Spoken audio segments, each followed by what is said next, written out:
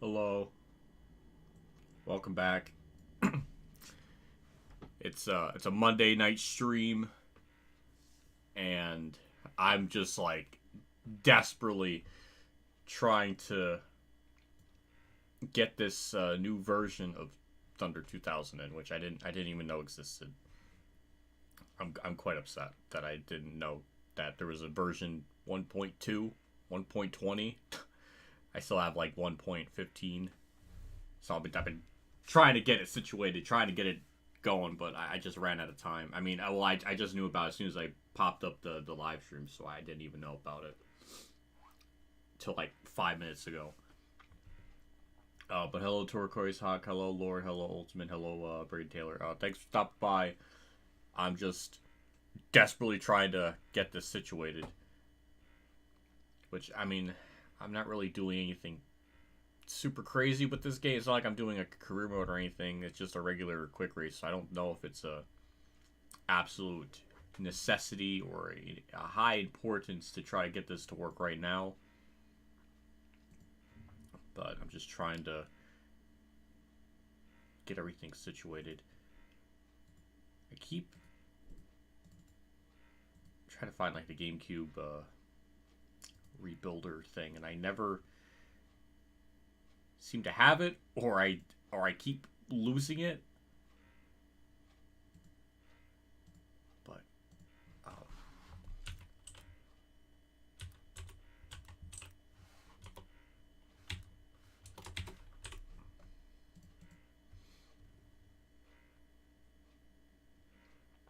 you read message, you didn't respond. I just saw it like 5 minutes ago. I couldn't. I can't respond to something if I didn't. If I just saw it. But trying to get all this stuff to work.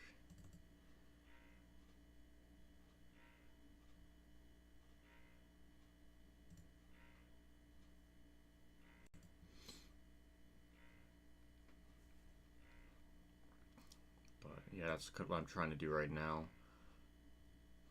It's hard to frickin' remember all the damn steps too. So I don't know. I'm trying to. Usually I check my damn stream if it has comments, but like it never ever really happens before a stream, so I just never think to frickin' look for it.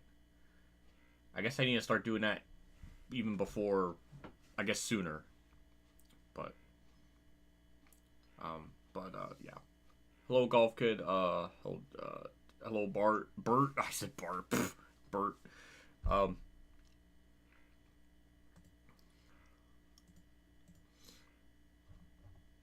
let's get that there. NASCAR DB. Import the new one.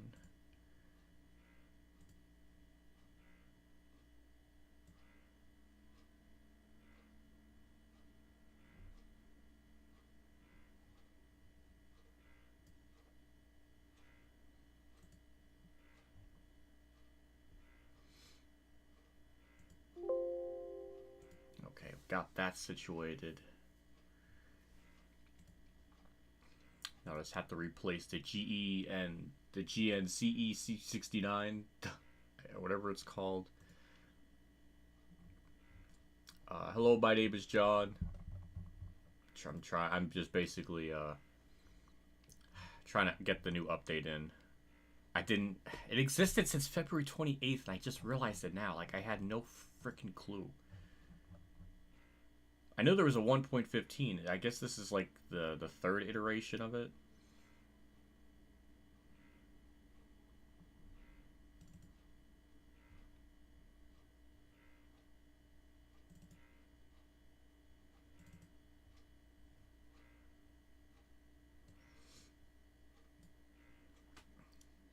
So hopefully this doesn't just break everything I just did because I was just adding in this all.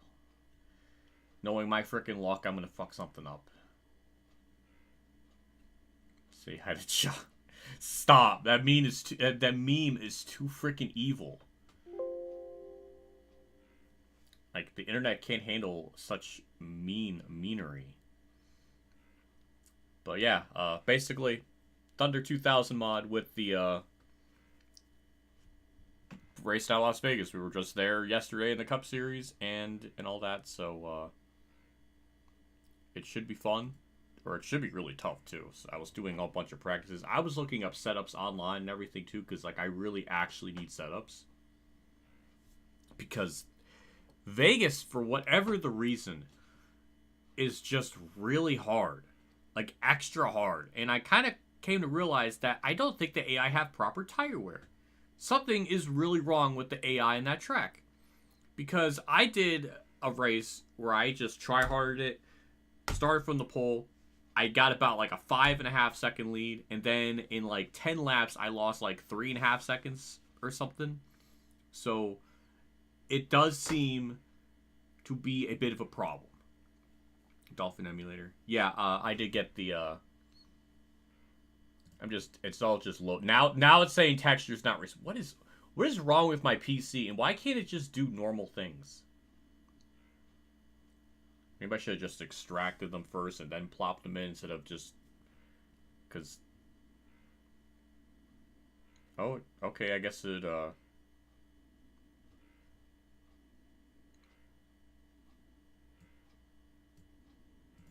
I hope it worked. I'm gonna frickin' boot it up. We're gonna see what happens.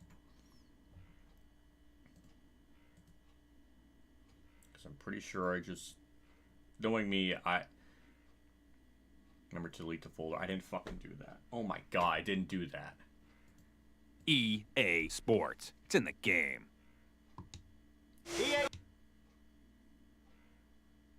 What was weird last time when I was booting this up? The loading screen went from like the red loading button to the... That was weird. Just gonna see if everything looks okay.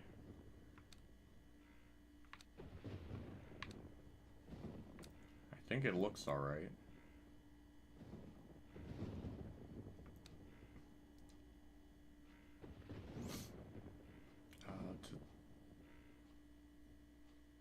I'm gonna close the game out, and then I'm gonna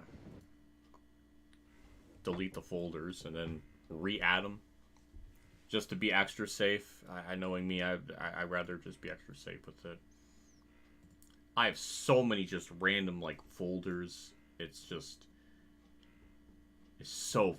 Oh my god. I had, like, multiple gigabytes worth of just frickin' folders. Please just jump straight. I gotta get this thing situated. That I didn't know existed until like 15 minutes ago, so I'm trying desperately to get it done as fast as possible for the ADHD people out there.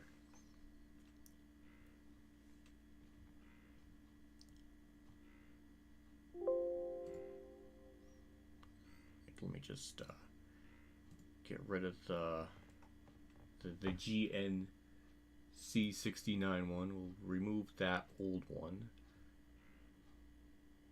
And then we're going to get the new folder. Which I don't know where it placed it when I put it in desktop. It really could be anywhere. So now I have to go like frickin' hunting for this frickin' thing on my desktop. Oh my god, where is it? Where is it? Where is it? Okay. Okay, found it.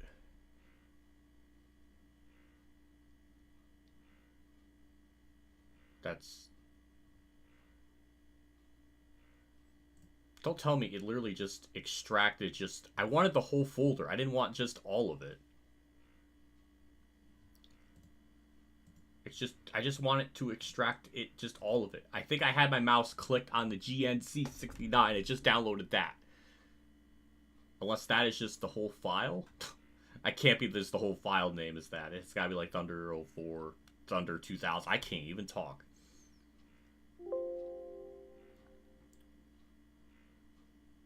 Oh god, just poured all of it. Oh, Disco Inferno, thank you for the 10. I don't know if I really deserve it right now, but it probably is infected with the virus. Your probably. PC is infected with the sleeveless virus. It is. God damn it, I still didn't get my freaking alerts working. Well, actually did get the alerts working. It's just that I actually have it now for the actual Streamlab tips. I actually changed one of them to a 10 for some alert, and I didn't change it for the super chat. God damn it! But thank you for the 10. I don't deserve it right now. I'm just trying to get all this stuff situated. February 20th. What the fuck? Well, where is it? The one I'm looking at isn't even a one like that's like new. I am so lost. I don't know where it put the fucking folders. It is such a... I need to clean out my freaking desktop. I need to clean the shit out of it because there's so much just crap on it. And lately it's becoming more of an issue and I'm fucking with mods so much. And NR is just, oh my lord, just such a hassle. Next time I gotta check my damn stream more often. Or the stream chat. Because I was not checking it. Need to get a new voice to read the message. I can't do everything in one day. I'm just trying to get the alerts open and try to get the alerts to work and all that. So I'm fine with what we have. I like it.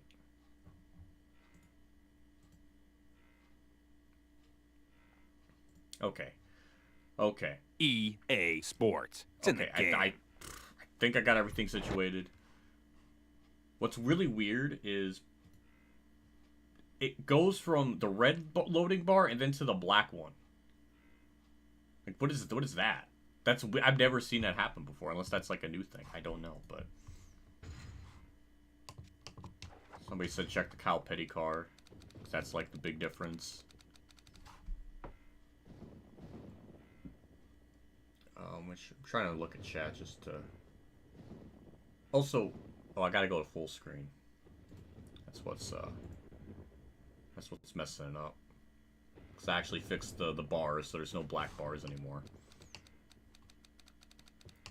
Cal Petty. I don't know what the hell I'm supposed to look for though. Go to Cal Petty. He has a new secondary scheme.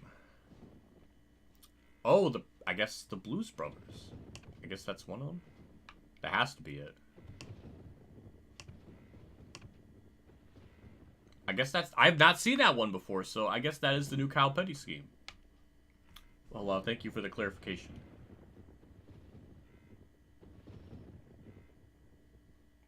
Oh, so that might explain it. Oh, okay. Okay, well, okay, we got everything situated with the update. I hope it works everything properly. I think I got it set up in my Discord. Thankfully, my screen went to black as I switched screens because my Discord was actually up in this main screen. Pressures for Vegas. Oh, ha! That was the setup I was looking up online. The Warhawk one. That one's slow. The sad thing is the setup I just threw together, just taking out downforce, made it so much faster. It was actually better than this. Weirdly enough, but yeah, I did try that setup. It is not fast. This new one. Now Kenny Irwin is on the main. Oh, he is. I think I mentioned that in my stream a while, or when I did it. I was like wondering why Kenny Irwin wasn't on it. Oh, he is. Hey, look at that. That's cool to see. I'm glad because I was a little bit confused on that originally. But I'm glad I got all of it to work. We're all situated. It just took 20 minutes almost. I just wish I gotta check my stream like a half hour before the stream starts again or something, just to make sure I don't get any like new comments on changing something. But here are the settings for the race: 100% race length, assist on, assist no off with these. I don't even use assist. Why was that on to begin with? All right, damage on yellow flags. AI, it's basically set to legend difficulty, but I was very curious to see if there's a way to make the AI really crazy and maybe upping the rec frequency and mistakes, but I'm kind of scared to do that But these are sliders for a reason. So maybe we'll just put them in the middle. And just see what happens.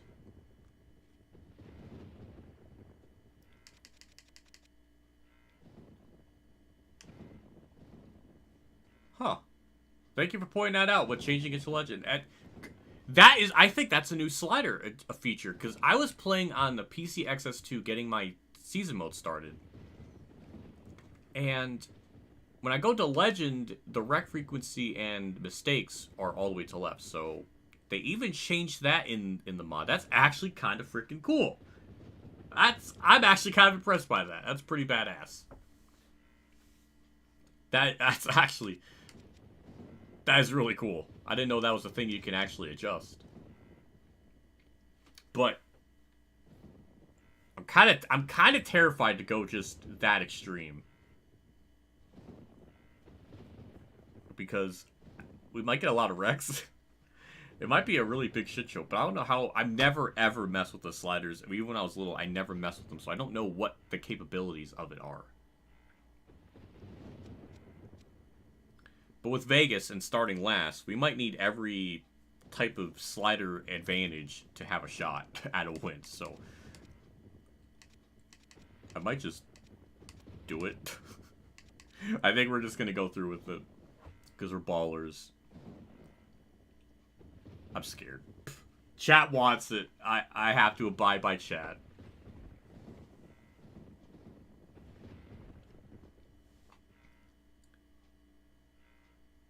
Part-time guys are on the main roster, and Bush guys' colors are blue. Oh. Oh. Go to the Chaos route. Chat wants it. We're going with that route. But it's actually cool that they... I didn't even know that's a thing you can do, is change the thing like that. So that's really cool. So the quick race, the colors changed, apparently. I didn't know... Oh, it did change. I didn't notice. Well, obviously, for the race, we're going as Tony Reynolds. 1, paint scheme looks cool. 2, Kamikaze sims for him a lot, so I thought, you know, might as well race as a KG-inspired driver, and this scheme is pretty cool. Oh my god, I actually got Alka-Seltzer on my desk right now. Hold on. Hold on, we gotta go full face cam. Hold on. I actually have Alka-Seltzer on my desk. Okay, this combo has to be a thing now. Because, it's not like I get, like, indigestion very often. I literally had, like, Tums. There was, like, 8 Tums in them or something, and I made that last, like, 3 years, so... I don't really, very rarely get, like, indigestion or heartburn, or hardly ever. But I have them here as on standby. So, that's perfect. I have to run this car. Also, before we actually start, thank you to my channel members. As you see, the screen is entirely filled, almost 98% filled. My face cam isn't there. My channel members' text is not there. Mertz's face, the punching emote, all of that's gone. But the one thing that's still there is my eye. My eye is still watching you, making sure that you're still a member of this channel for those exclusive early access videos, like the one that I posted last night of NASCAR Thunder 2003 season mode debut, and channel emotes and stuff in chat. So those are those perks. Thank you, channel members. That is like 68, damn near. Well, plus the 4 from Patreon, so it's technically, I guess, 72 with the 2 combined. But that is just absolutely insane. If we get any more, I'm gonna have to start using text instead, because I have just ran out of space and everything. So that is that is a lot. But thank you nonetheless, and everything. Even channel members, people that did like gifted memberships and all that stuff. Thank you. So with that, we're back into the game. Disco Inferno's 10 did not go to waste, as it helped me get this stream situated. But 37 people tuned. Thank you for stopping by. Alright. enough doohickeys, enough prolonging it. Tony Reigns and Vegas. I'm not gonna lie, I'm a little bit scared. But I thank you, Veda, for trying to send me a... There's another skin for Richard Petty. There is, huh? I didn't know that. Let's see here. Let me just, must be in the...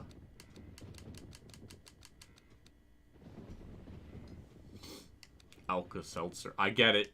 That's a good reference. Okay, Richard Petty must be with something else because he's not in the regular roster. He's not with Adam Petty. Where is he then? Did I just go by him and I just didn't know it? This is embarrassing. This is bad. Well, that's clearly Kyle. But where is Richard Petty?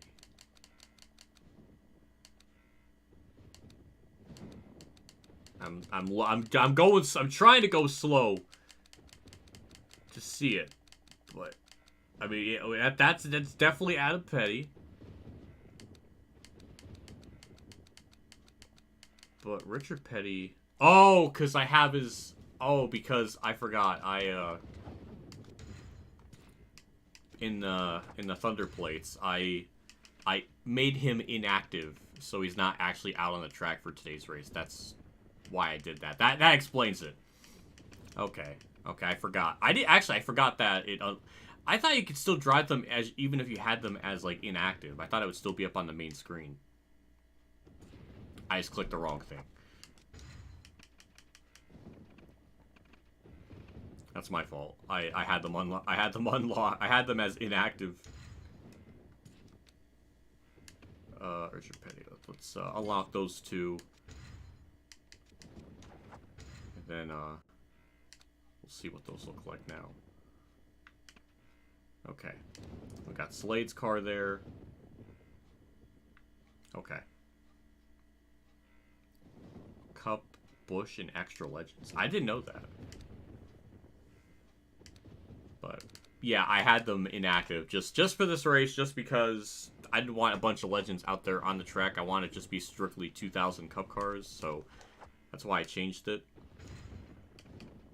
Usually I kind of keep it on just for the funds, but for this race I wanted to kind of keep it strictly the 2000 Cup cars. I don't know, where am I going? Why am I wasting my time going this way? I should have went the other way. But I already got this far, so I just have to commit to it. I like how it even has developer's car. That's cool. Alright, I'm kind of shocked how well thought out and amazing that this mod continues to be. It really does blow my mind how good this is. I didn't expect like the level of attention to detail, not just in the paint schemes, but the smaller like added features and stuff. That I was blown away that night. I don't want to sim for this too much. We got a race to do. Like, Tony Reigns, hello Spencer. Okay, Vegas. We established the settings. We established everything. We're almost a half hour in. This is already gonna be a long enough stream as is. Well, pretty much. So, yeah. But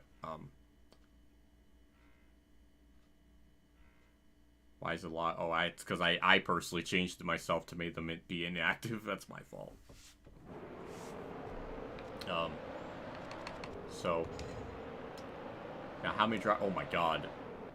I have no idea now. It is well over 80, because I think there was like 50 Cup guys or something, and then 33 Cup like Bush drivers. But if there's even more than that or some new stuff, it's got to be at least over 80.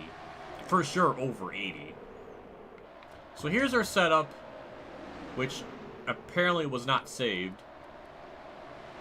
But I had it to that. Downforce, I just jacked all that down.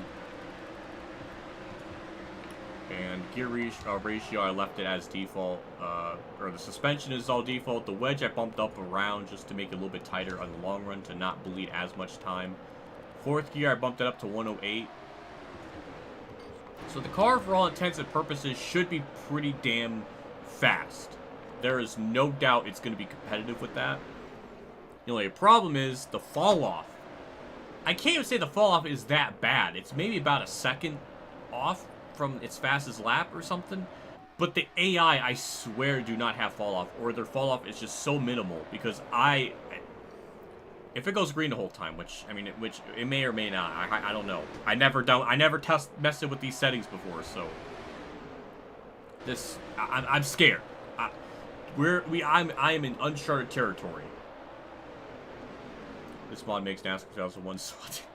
Yeah, imagine if this game came out in 2000, and then we go to NASCAR Thunder 2002, and it's like, what is this? What is it? It is a downgrade. When you go from this mod to the real life Thunder 02, it's just ew. This should have been what we got in NASCAR 2001. That would have been amazing. But yeah, that's our setup. I say it's pretty darn good. But that fall off though.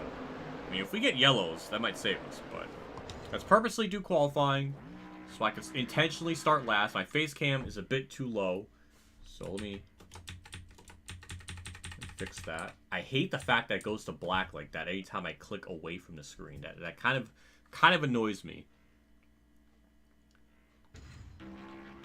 Okay, we got that situated. Hello, Vladimir. Thanks for stopping by. I was doing a bunch of practicing last night and even earlier today. So I feel like I've gotten very, very accustomed to racing around here. And I got the car about as fast as it could be. But the fact I need to go full-blown custom setup and everything for a track like this kind of pisses me off. Because every other track so far that I've done, I haven't really needed to do that. I guess except for Daytona. I thought I was not going to get last. But we got Kyle Petty on the front first. Sterling Marlin second. Elliott Sadler third. Robert Presley. This is a whack-ass top 5. Were the settings adjusted? I mean, qualifying has always been weird in this game. So I guess that's not really anything too outlandish. But I guess we're going to see who's going to be fast in the race.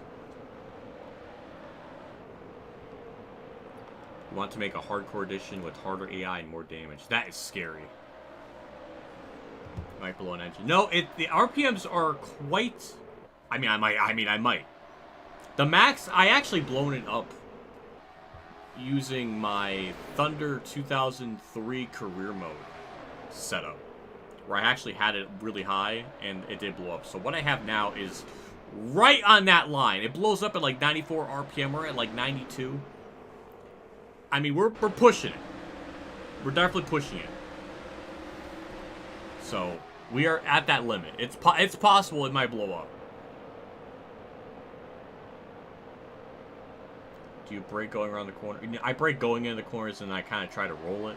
A lot of it is just kind of feeling it out, sort of. So it's just a lot of trial and error. But at least braking, as long as you just know where to brake going into a corner, you're already like halfway there. And then you just kind of have to kind of trial and error the rest of it out.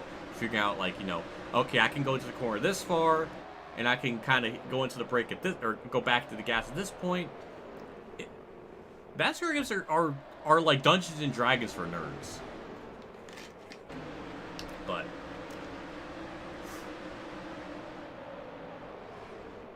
I panic going over 8,000. The default setup bugs me in this game because it's just like, it's so slow. Now, at Daytona, maybe having 8,000 RPM is probably a bit too much. I don't know. I haven't actually messed with it too much. No, I actually think I have. No, I haven't, actually. But I do know you definitely go well above 8,000. You can go right above 9,000. Somewhere around 9,000, 9,500. That's like, well, 9,500 is maybe not. 9,400, 9,500 is kind of the limit. But it is possible. So, anyways, we're gonna have MRN take it away. I wish I could just... We're just gonna let them talk. We're gonna see what they have to say. Hopefully it all lines up. Factoring in with the mod. We also got a Mark Martin alternate scheme in the background. That's cool, so we'll be seeing that out on track. I've been doing a couple of random races, and it's nice to see the alternate schemes kind of pop up, so it's not like the mod just completely removed it, so that's cool. That's really cool that the AI do run all other schemes, too. But, yeah, let's get into it. Let's hope it's not a shit show, or at least a good race. NASCAR Winston Cup Racing has hit the jackpot this week as we come to Las Vegas Motor Speedway for today's UAW Daimler Chrysler 400. I'm Joe Moore along with Barney Hall. We'll be bringing you all the action right here on MRN. Barney, what can you tell us about this racetrack? The drivers need to get a good feel for this track early on. With all the green flag laps they run here, if you make a mistake early on or miss an adjustment in your first stop, your race will quickly become worse and worse. In 1992, Kyle Petty enjoyed one of his finest seasons in Winston Cup with a 5th place points finish, 2 wins, and 5 front row starting spots. And he followed that up with another 5th place points finish the next year. But after that, he struggled for a long, long while, reaching a career low of 43rd place after the 2001 season.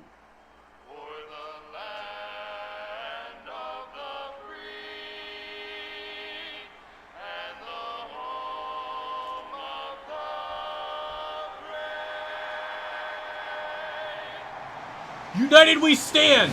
It's in the background! Gentlemen, start your engines.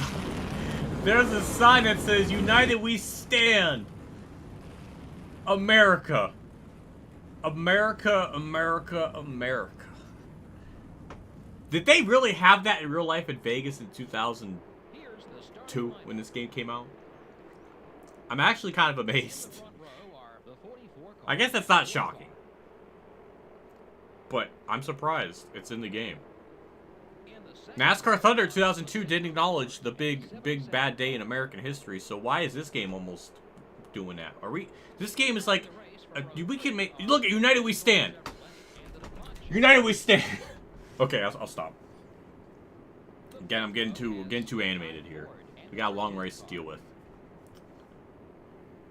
Okay. Alright, we got everything situated.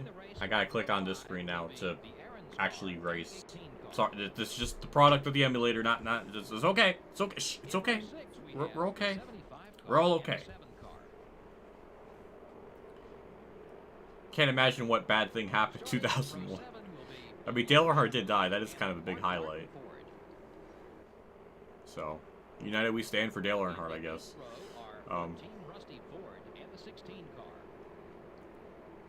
Well, I guess we're going to see who's going to be competitive today. I have no idea now because we got a lot of random people up at the front. So, yeah, I don't know. It's going to be weird. But, yeah, nice looking I got to say, the textures are so crisp. I don't know if my stream is doing it justice, but it's so crisp with the K. Derek Koch, P5 in the number 15 car. Dave Blaney, Rick Mast. Got Kenny Wallace there. It's just so cool. I miss these days.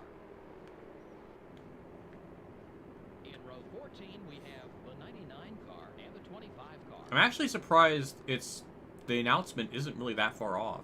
Starting from row 15 will be the 42 car and the M&M's Pontiac. Huh. They even have an audio line for the 42. In the 16th row, they must be mixing in or using in some like older or like I guess like unused audio files. In the 17th row are the Kmart Ford and the 12 car. Okay, then maybe they didn't have the number 46 one, but it's impressive as all hell. Power Tools Ford and the 11 car. Crispy chicken?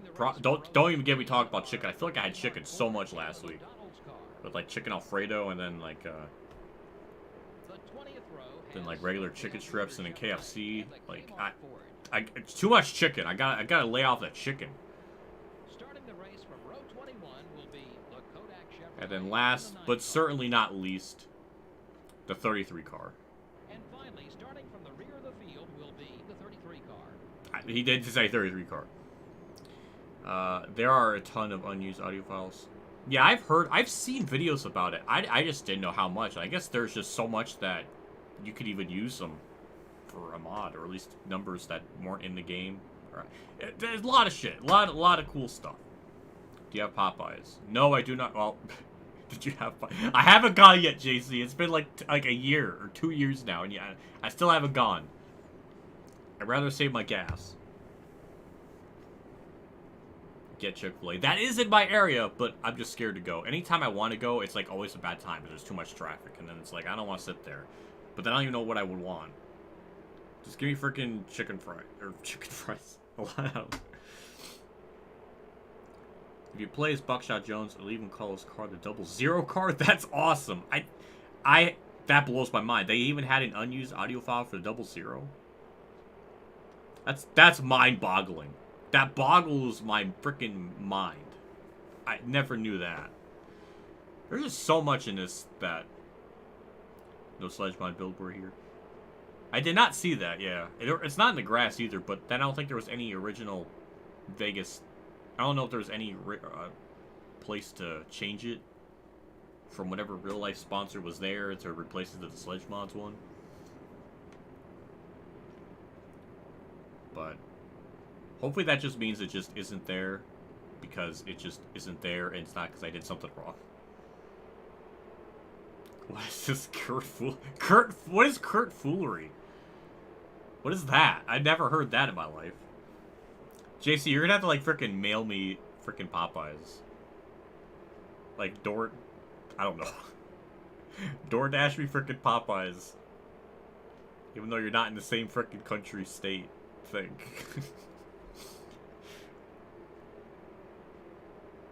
I don't know. You know what? We're gonna get into the race. So we've finagled way too long. Let's get into it. Are we hype, chat? Are we looking forward to this? Give me a... Give me a... No. Not... Whatever. Hearts. Maybe hearts? I don't know. Let's get into it. 267 laps. And we're going to get into this. Now, obviously, for this early part of the race, we want to get through the field as quickly as we can while our tires are still fresh and new. We got Phantom saying, eh. That's a true fan right there. But, yeah, let's get into it. Alright. Another thing, too, I was noticing. AI sort of check up a little bit in all the corners. A little bit. Enough to the point where I can actually go under the white line and kind of make it work.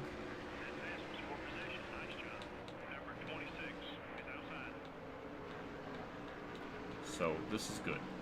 It may seem scary, like, oh no, what if he's got too many spots, he's gonna win it. No, that's just how it is.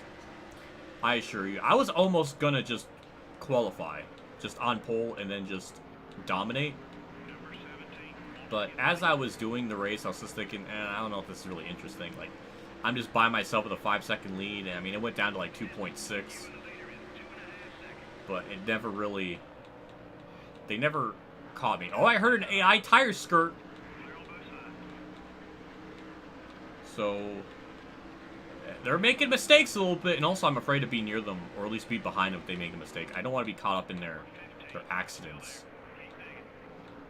And again, this is all uncharted territory. I've never gone with adjusting the sliders all the way to the right. So they have like max wreck frequency and max problems. So this is also something I was not anticipating for or going to do. So this is out of my wheelhouse. 1 PS de Mujer Blanca es measure que 1 piece real. No es un mentira. Prefiero ver a la gente falar durante la cirugía que tener que mirar el feo culo de Robin todo el tiempo. Fuck. Oh my god. Mexican Link. One, I didn't even have to read who that was. Once it was in Spanish, I just knew, oh, that's absolutely Mexican Link doing that. Thank you so much for the $69.69 Streamlab tip. I don't know what that said in Spanish, but all I can assure you is I heard hentai, I heard Robin in there somewhere. So we probably got some like wild conversations coming up in the future. But thank you so much, as always, Mexican League, for doing that. That is absolutely insane. I just made more than what I would have been bussing on a work day. For reference, like way more. So that my day is fulfilled beyond comprehension. Holy shit. Chat, we're gonna have to figure out what it translates to. But I got, anytime that son of a gun sends a donation, it's always something dark. Or it's like, would you rather have herpes with Robin or date Kurt? It's just like, it led to a very thought-fulfilling conversation. Also, we are flying up through the field, like, really fast. Kyle Petty start on pole has dropped back. We are only 2.5 seconds back from lead, so I think, well, maybe the reason why we're just not falling off like a rocket ship is just we kind of had slower cars up at the front start at the front, so that kind of maybe slowed up the field potentially. So maybe that attributed to a lot of it. I'm trying my darndest. I'm trying to make sure to not squeeze the tires, skirt the tires,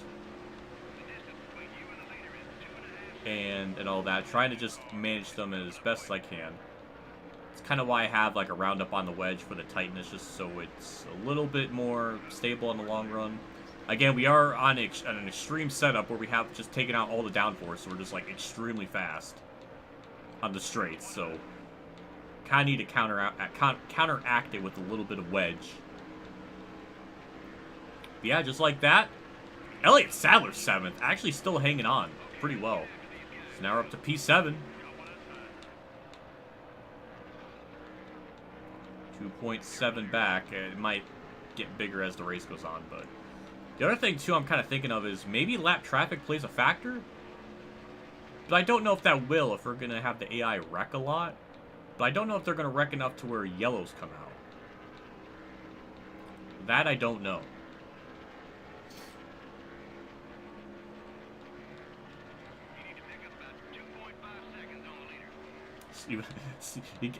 This game's got Sledge confused. Like, oh my god, Kyle Petty's not fast. I mean, that could be... Oh, it would plow a little bit. I mean, it could be him being sassy, though. It's hard to read a text with the sarcasm, but... I mean, Kyle Petty not being amazing isn't really a crazy revelation. So it's realistic for him to just fall back. 2.4. We gained about a 10th. So the fuel run is technically about 56 laps, but the AI pits sooner than that. Now the thing is, this is if it goes green, which it seems like it may not based on the settings I have. But it should be a 4-stopper, typically. So, I mean, I would ideally like to pit every 56 laps just to pit as late as possible, but we lose a lot of time from doing that, so it may be in our best interest to pit not as late as possible, so maybe around lap 54? Some of the AI pit as early as lap 52, so I want to find that right number to where we don't lose as much time as possible while we don't have to do an extra pit stop or anything. I don't want a situation where it's like I'm pitting on lap like 210 or something when I have to pit with like 10 to go or something. So, I don't know, but so far the car is handling pretty good. I'm trying to be a little bit careful off the corners. It is so nice to play a game that just works. I would definitely say Thunder 04 has this game beat in many areas, but the one thing I think I can confidently say that is pretty objectively true is that this game is way harder than Thunder 04. That is without a doubt. Most tracks are pretty tough. So that is one thing I can say for certain. Also, we have Mike Skinner just casually in 5th. Is that Wally Dolan back in 3rd, or is that Bobby Labonte? I know Bobby Labonte was like OP in the original mod when this came out. I don't know if he's... I'm assuming he's probably the same way, but maybe he's been nerfed a little bit. I don't know. Johnny Benson in 4th. Ultimate Dragon's a very nice dragon. Seeing that, I guess. Who is leading? Is that Steve Park in the lead? Over Jeff Gordon? I mean, I'm fine with that. Go Steve Park. And also, this race will be pretty much by default better than the real life 2000 Vegas race where that got rained out. So, as long as we finish this entire race distance, it'll be better than real life. Oh boy, oh my god, 93 RPM. That is, yeah, we definitely have the 4th gear right at that, like, limit.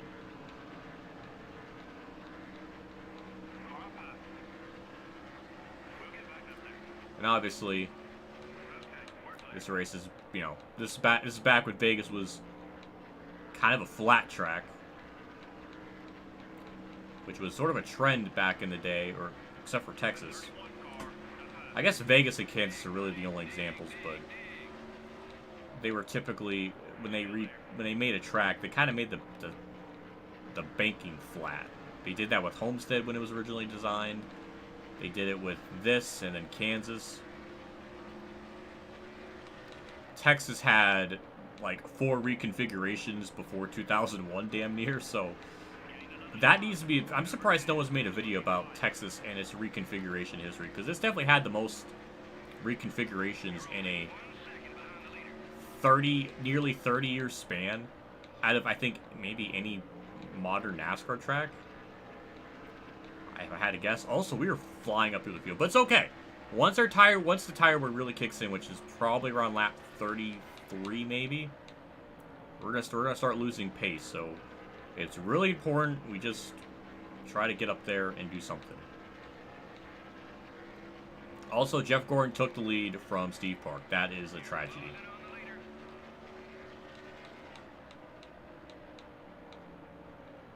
So, for that one person in chat that was wondering how to drive Vegas, I guess I should give my WhatiFRacing handy-dandy guide of racing at Las Vegas. We'll do it in turn 1, though, because that's probably a more fair way to do it. Or at least, like, the braking entry. Because as long as you have the braking entry, the rest of it, you can maybe kind of eyeball it. So, braking, I usually try to do it right at that Vegas thing on the wall. When it comes to hitting the gas afterwards, that's all feeling in the car. That just comes with practice. But as long as you... So that was the braking zone turn 1. Turn 3, I brake right at that gray guardrail. Are they getting back on the gas and everything? You're gonna have to figure out on your own. But that's your WhatiFRacing handy-dandy guide to race at Las Vegas. Somewhat. In parentheses.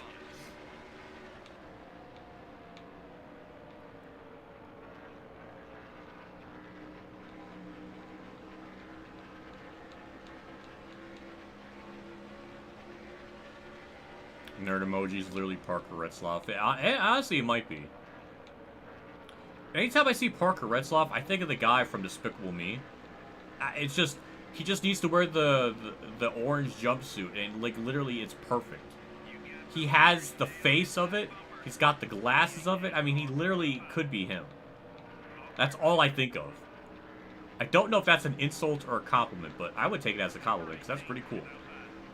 He's just naturally a nerd looking. He's naturally a looking nerd. He's naturally looking. What is that sentence? He's naturally looking a nerd. Looking like a nerd. Wow, that was terrible English. Oh, that's right. Yeah, there is a YouTuber called Vector that I think he does like. He tries to do the videos where it's he sees like a life hack and then he recreates it, and then sometimes like it's like something that actually does work, or like he makes it out to be like it works and then he last second reveals that it was just like, oh, he's faking it. I've seen his videos before. I love him. Also, we're going for the race lead. Hello, Jeff Gordon. You're not gonna win this race. Tony Raines is. Don't hit him. Look at that. I passed every single car in this field. No contact. It's almost like as if you give me a good game where the brakes and the throttle work accordingly, I don't need to hit people. Or I can avoid that from happening. Hello, Jacqueline Bombard. Thanks for stopping by. Yeah, the only bad news is we only got about 6 or 7 laps until the tire wear kicks in. So, I want to try to gap Gordon as much as I can before that happens. That's a little bit of a block there on my part. Trying to keep him behind me. It almost seems like our straightaways are better than the corners, which makes sense. We do have a lot of downforce taken out, so the car should be fast.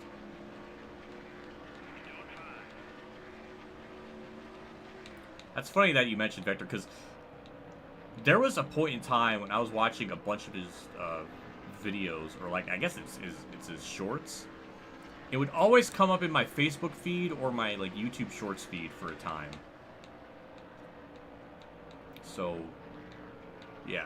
Then there was the other one that, like, puppeteered a Mickey Mouse. Like, that was funny. That was really funny. I like those.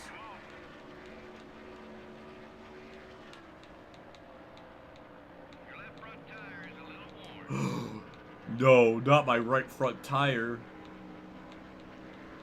That's both of them. That's not good. Bobby Labonte just took over second place. I'm gapping them a little bit.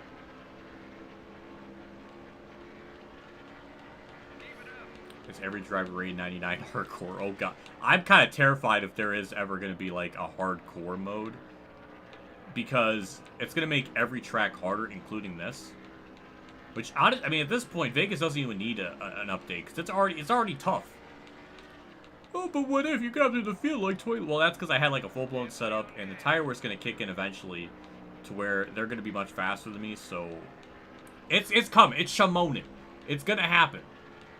It's just, we need to build up that gap to minimize that issue.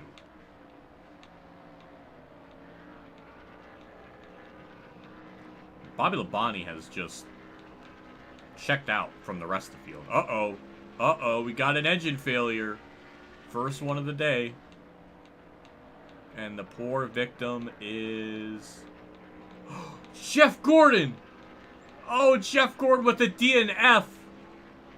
Maybe that's why Mike Skinner and them are behind Labonte. They got held up by Gordon blowing up.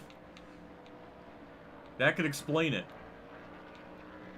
Big F's in chat for Jeff Gordon. Hopefully that dude named Dale is not watching.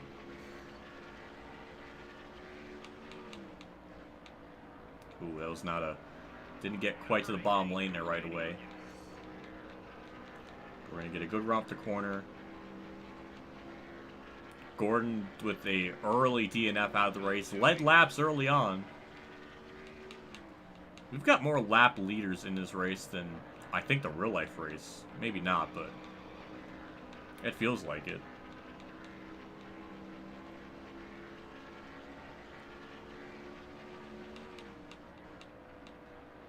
Also, this is for just the stream exclusive noobs, but JC is sending me a Kurt Busch team jacket. I don't know when it's going to come in. It might be quite some time before it actually arrives, but when it does, that I have to wear that for my season mode, without a doubt. That has to be in my new, like with my Kurt Busch season mode stuff. That has to be like the new thing. Like Michael 2 Moops a dupe, or in the Danica jacket, like NASCAR 15 stuff. That NASCAR 2011. That's what I'm gonna have to wear. Is probably that going forward. So that's gonna be kind of crazy to think that's gonna happen at some point. Because JC is just an absolute freaking madman. Freaking betting half a freaking root canal on a damn team, and then he ended up winning. Just, I can't even imagine betting $1,000 on that. I wish I could just freaking I guess I could. I guess I really could if I wanted to, but it's not worth the risk. You only gamble losing with what you're comfortable with. Like $5 may be my limit. I could take that $5 and get some oatmeal raisin cookies or something. Or raisin bar.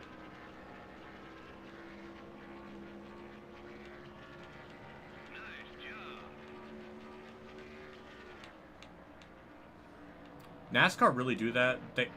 Why did NASCAR not even acknowledge that anywhere until like the day after it happened? Oh no wait, no, I'm stupid. I'm sorry, my brain wasn't thinking all the way. They put it this weekend. That weekend. Why did they never bring it up? Or show it until after it? That's just weird. You'd think they would do that like hardcore with Roger Carruth winning. Like that should have been like that should have happened right then and there. I'm so confused.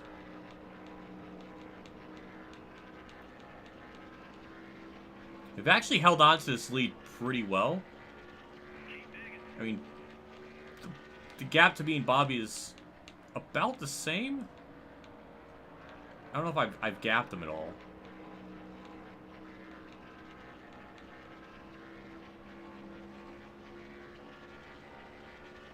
But we got another 14, 15 laps till we have to pit.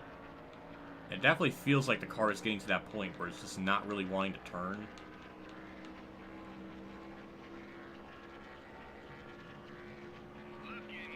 Yeah, it's about the same with the interval. We're about to hit our first lap traffic car.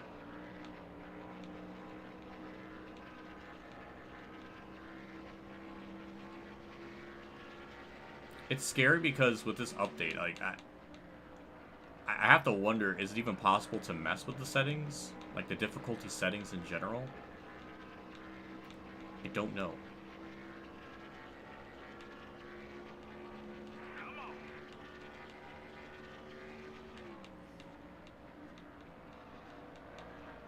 I wonder if Roger's car is going to have, like, Caputh on it. Like, on the back of his car. His truck. I don't know if they're going to do that. It'd be kind of funny. Because it will be a race to win car, and that is what was on the back of his car. It's not... That's just what happened.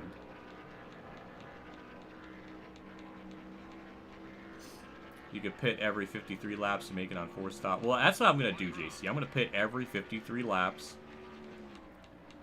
As decent of a car that this is, I don't think I can make up a whole lap taking an extra pit stop. So I'm just going to go every 53 laps. Or every 54 or something like that. And just go from there. I'm shocked that AI haven't wrecked themselves. It is on maximum wreck frequency and mistake. I mean, I guess we've seen a little bit of mistake. I heard an AI car squirt. What? Skirt. That's another 10th gain on Bobby Labonte, so me and him have to be running almost identical lap times. I just worry about pitting, though, because I feel like we're going to lose time from pitting.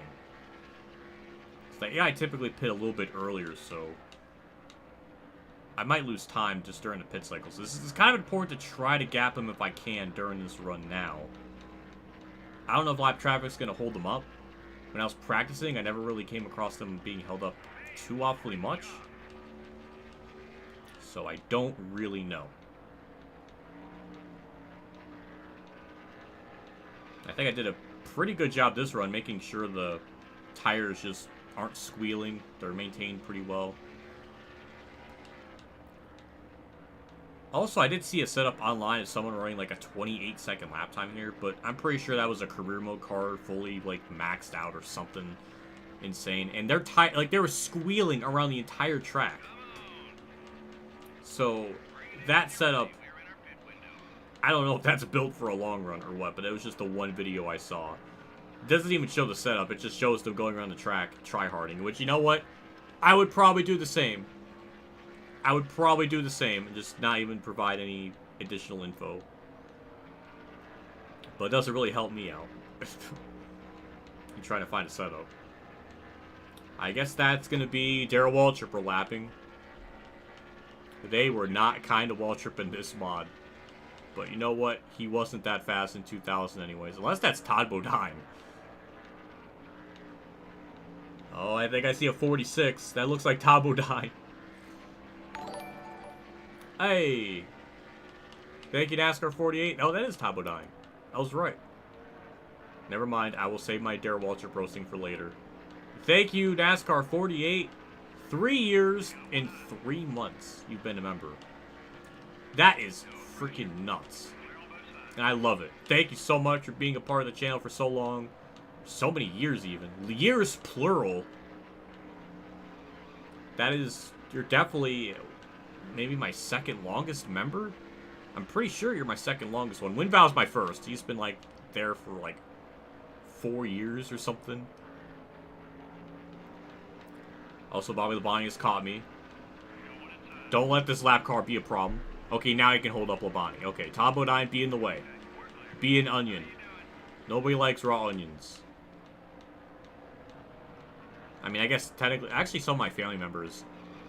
My dad's side of the family really likes onions. Like, they eat them raw. So, I guess I can't say nobody does, but... Anyways, well, onion rants aside.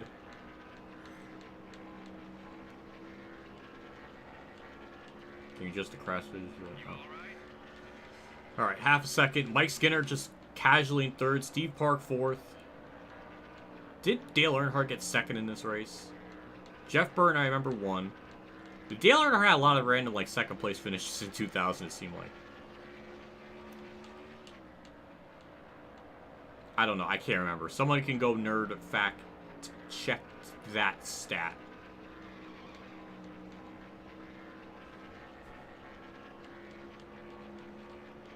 Now he built up the gap on Bobby Labonte again, 6/10. The gap sort of stayed. I'm actually surprised it's staying the same, even this deep into a run. Maybe the wedge helped, but when I was practicing, I lost... Like, literally this morning.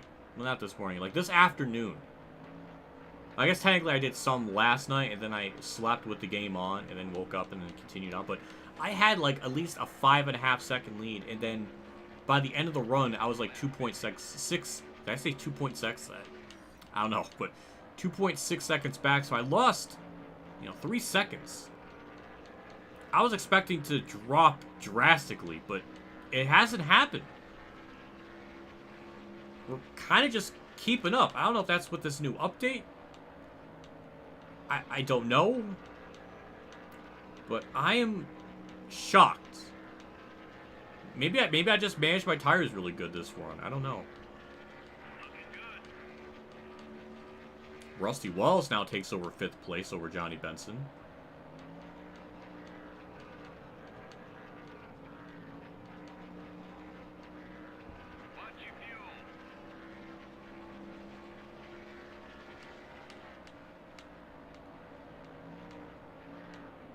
It's starting to get, it's getting bad. They're pitting at lap 51. Ugh, that's a little early.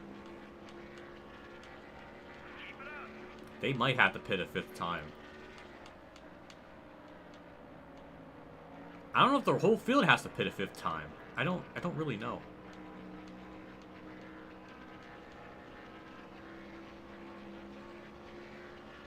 Mike Skinner's just now casually taking over 2nd. Oh boy, it's not liking anything.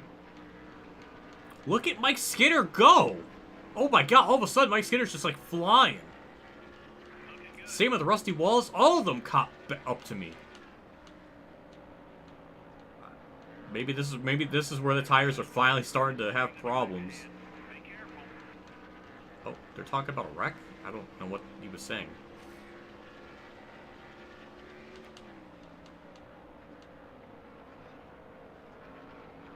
Yeah, I can't really stick the bottom anymore. Well, Mike Skinner's pitting. I'll probably pit next time by. On lap 54.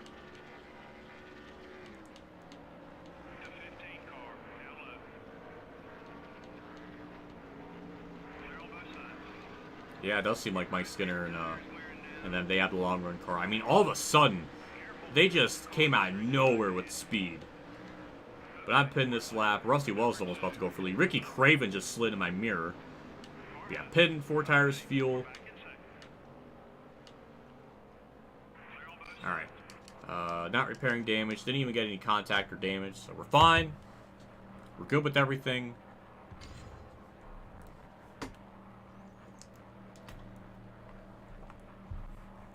Jeff Gordon should be in the top 5 list of drivers through 2000 with the mod just because he actually did have an offseason. He was, I think, 9th in points in 2000, so he did not really have a great year compared to Jeff Gordon's standards. I'm more surprised Earnhardt isn't... Oh, no, he did list Earnhardt. Never mind. Okay, it's hard to read chat, but I get... Oh, my God, he put that tire right in that guy's face. Did you see that? All right. Estimate time was like 16-something, and it's 16.5. So, basically got their estimate time. I know they can go a little bit faster than that, but that's still okay of a pit stop. So I'm not surprised with Bobby Labonte, Dale Earnhardt, Jeff Byrne being like all competitive cars. Makes sense.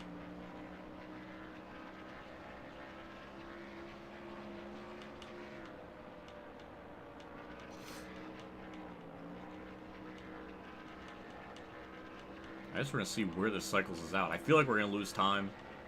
I mean, Mark Martin's ahead of me. I think he was for position. Yep, him and Terry Labonte. But just how much time am I going to lose? I guess it's the big question.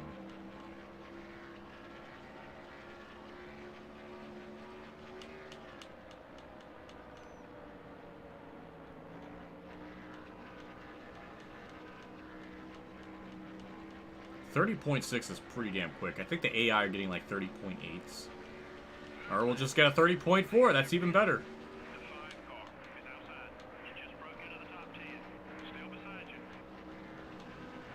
So that's Steve Park up in front of you, Mike Skinner. Oh, we're definitely not going to cycle on the lead. That's not going to happen. Yeah, the AI undercut did work.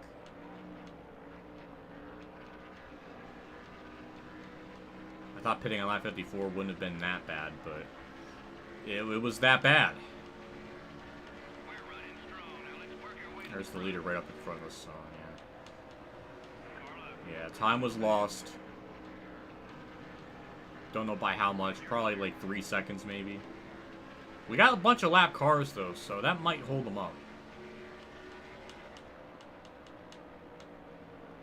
Nice to see Mark Martin up here, though.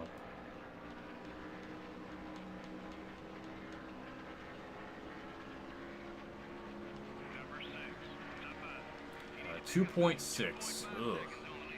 Ugh. That's not good. I really did not... I guess I did expect it, but... Alright, next pit cycle. Oh, Mark, I'm sorry. I'm sorry, Mark. Fuck. Oh, why do I have to bone Mark? That was such a light tap, though. I didn't think it would have... I mean, that really affected him. Oh, I feel bad about that. Oh, that costed him... like 2.5 seconds there. That's the first car I straight up hit. I can't believe it affected him that badly. I barely hit him.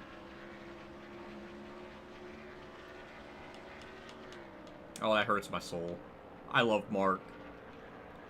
Hopefully KG wasn't watching that either.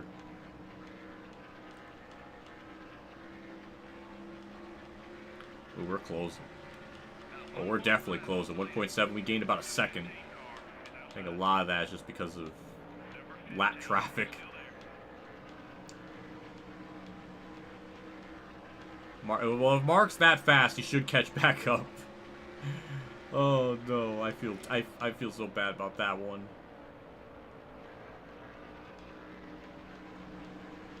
That's P3, so I think Rusty Wallace is leading and then Skinner's second. KG on the clock. Well, that sucks. He needs to stop working. He needs to stop working.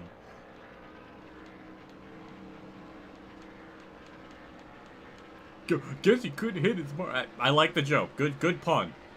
Good 10 out of 10 pun right there.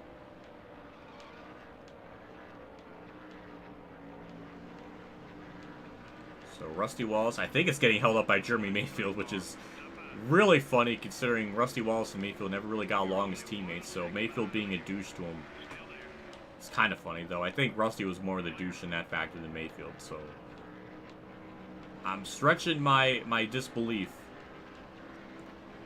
Now, who is leading? Is it really Rusty Wallace? Or is it Johnny Benson? Who is leading this? If it's Benson, then how did he cycle that far out in front?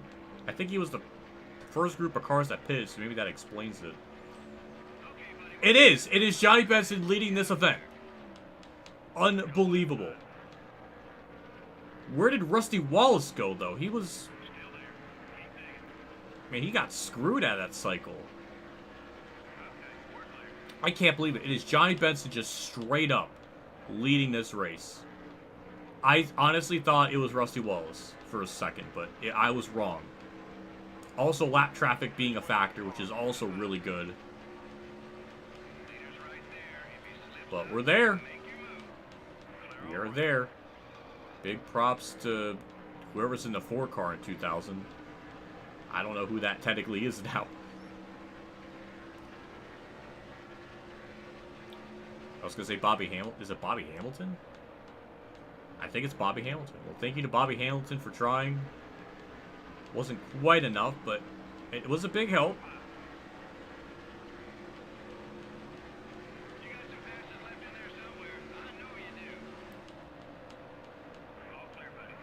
I'll try to pass him cleanly. It always seems like anytime near Benson, something bad happens. Or I make contact. It just feels like it happens a lot. It happened a lot in Thunder Road 2.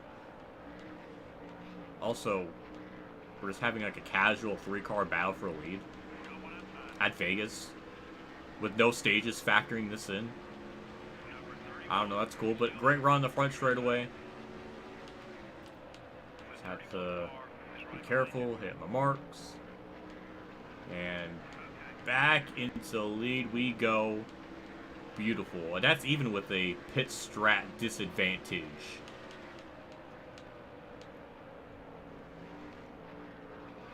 Ooh, loose.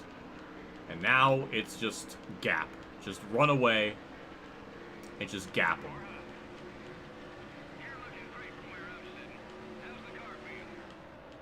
The only drivers I know that are in the top 5 is just... Ooh, little AI tire squeal I heard. The AI have been behaving themselves rather well. I was expecting a lot more chaos, unless Vegas just the AI don't wreck as much compared to other tracks. I don't really know.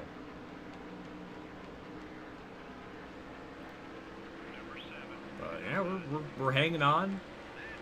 We're at lap 69, which is very nice.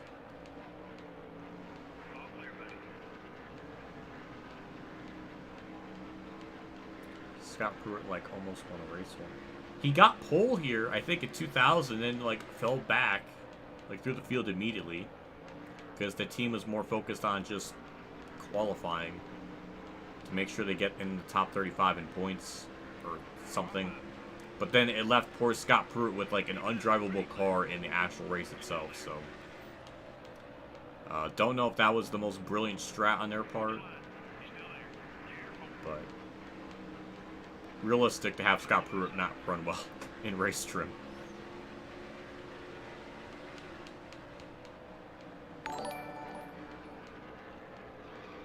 I'm not even watching the stream right now, but I hope either Michael Waltrip or Mike Skinner wins.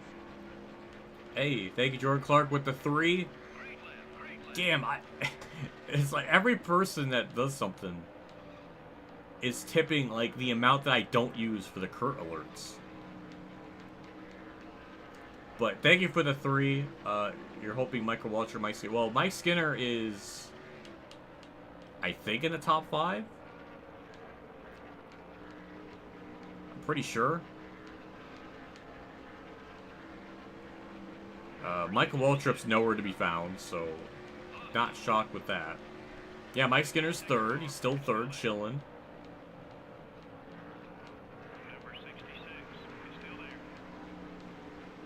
Ooh, that's almost 3 wide. That was almost going to be bad, but I backed out of that, trying to be smart. My Kurt alerts are basically for Streamlabs. I gotta specify, for Streamlabs is 1, 2, 5, 7, and 10. That's what I currently have for the Kurt alerts for Streamlabs. The Super Chats, I think it's different, which I gotta fix. I absolutely have to fix that so it matches with Streamlabs, because now it's really confusing. But I didn't have enough time to fix it. But I think what Super Chats related is, I think it is 1, 2, 5, and then 7? I think? I don't know. I got it into a weird spot where it's like mostly the same, but a little different. I gotta fix that. Kyle Petty, you were on pole, and I don't even know if he led the first lap, but he is about to go a lap down. What a fall from grace.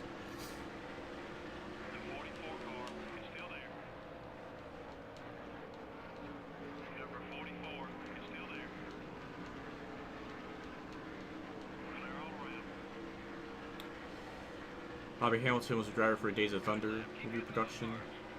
I thought that. I was thinking it might have been something related to that.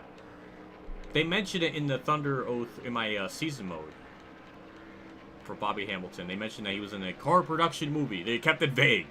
Maybe they didn't have the rights to say Days of Thunder. I don't know, but when they were saying a Cars production movie in 1989, I was like, oh, that's probably Days of Thunder.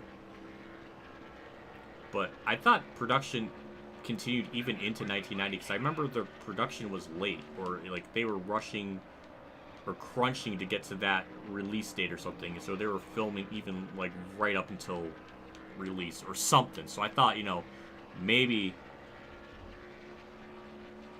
it was either going to be what they were referring to as the Days of Thunder production, or something else that was at that same time. I don't know, but yeah, okay, that makes sense.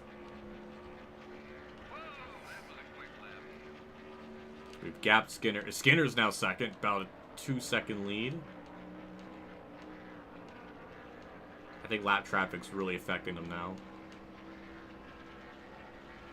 It does seem like they have a little bit of trouble getting around them, at least at this track.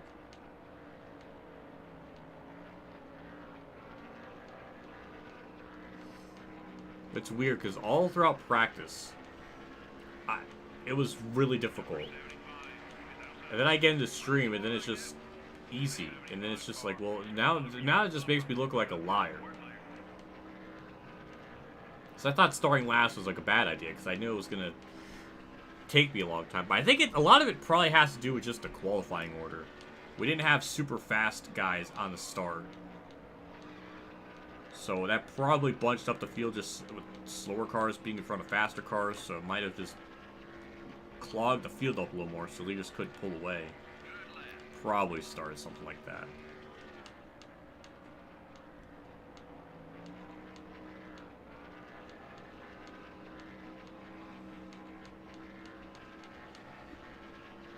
I guess we're going to see what this car could do in a long run again. It was pretty decent last time, but it did start to kind of fall apart right at the end of the run. Like, literally, like, 3 laps before I pitted, then it's like, okay, then it started getting bad, but for the most part, it was pretty good. That's what I'm talking about. Nice lap. Then after Rick Mast here, we're going to have kind of clean traffic for a while. Don't know, Mike Sinner finally got around all those lap cars. I don't know if that's like the dot in the mirror behind me.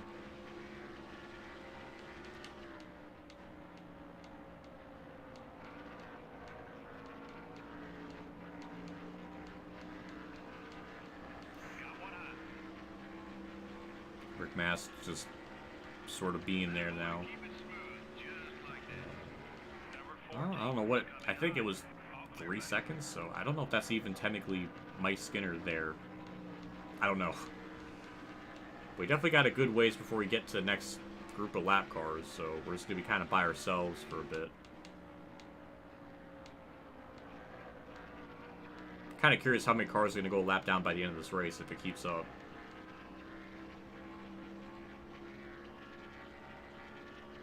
You're flying out there, buddy. Good job. You haven't got much longer on that left front tire. Man, this is turning into like a Kyle Larson simulator at this point. Just about. Or a Las Vegas Xfinity race. I guess I could give my thoughts on the race. I wasn't really going to make a video on it. I didn't think there was anything too remarkable or interesting to bring up. But I do think Trucks was probably my favorite of the weekend. It was just really good racing throughout the whole race. Sometimes Trucks at Vegas could be kind of a crapshoot. Sometimes it could be a blowout, or it could be really interesting. And this was a rather interesting one from pretty much the drop of the green flag. It just was very entertaining, very competitive. So, yeah. Vegas in the Xfinity Series was just fine. It was just a race that just kind of came and went. Don't even really think much happened in it. I don't even really remember a whole lot of it. Well, also John Hunter won, which is basically a couple each now, so that kind of ruins it. So props to Cole Custer for getting a win. That's how I'm gonna look at it. Maybe that's why it was just so forgettable, because anytime like a couple each is just in the race and just wins even, that my brain just like kind of forgets the whole event even existed. So maybe that was it. But none of them were really just... It was definitely better than Atlanta, or at least with the Xfinity side of things. So there's that bar. Then Cup. Obviously with work I kind of missed like half of it, but I did see the second half, and it was just fine. I thought it was just serviceable.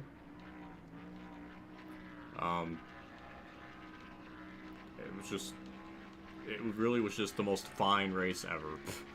It was just fine.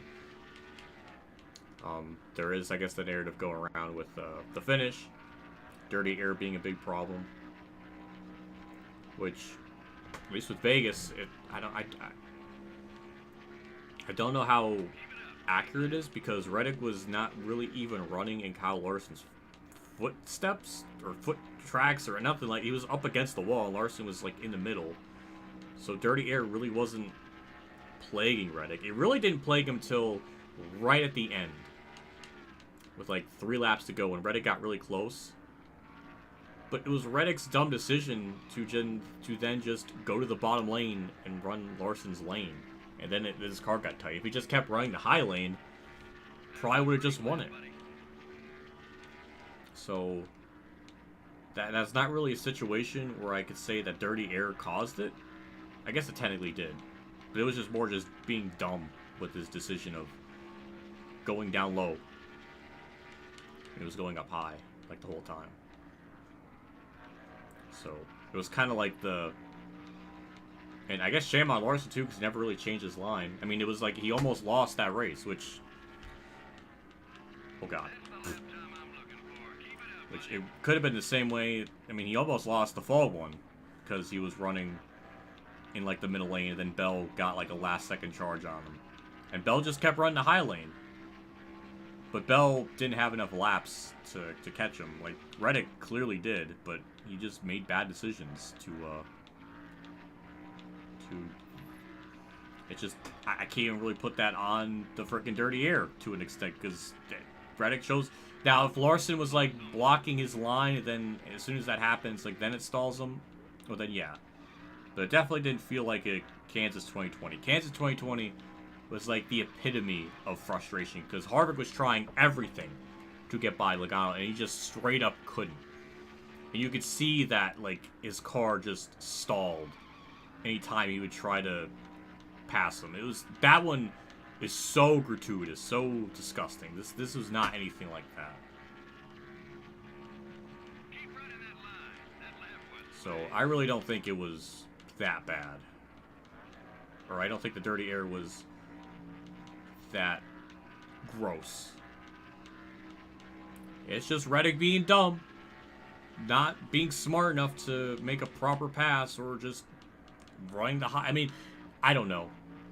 It would have been a whole different story if Larson was blocking Reddick's high lane and then had to go to a different lane. I don't know, but Larson never really tried to block Reddick's like high lane advantage. I think he did it once. I think. I don't know. I think it was like once. I don't know, but I don't know. So the narrative is just a little weird on that. Reddick won by 4 seconds in the fourth quarter median lap. I did see that. I did see that. Wasn't that on like, if based on like the last 50 laps? Like if it went green.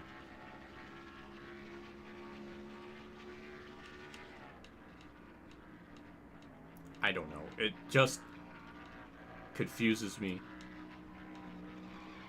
Because Reddick was just gating on the outside just fine. At the end of the race, he just made dumb decisions by just going down low where Larson was running. It's like, well, why would you do that? I'm putting that on Reddick. And again, I want a preference. I don't have any dog in the fight. I don't really care for Larson or Reddick, so I really have no bias or fanboy cap in the moment. I'm just looking at it as car A and car B running to the finish. And I thought car B had a shot. Had he just kept running the top.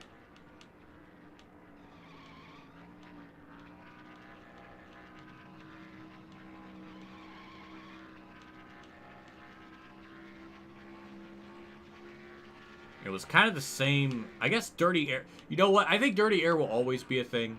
I'm not going to sit here and say dirty air just wasn't a factor. Dirty air will always be some component. But in that instance, I didn't feel like there was a dirty air component.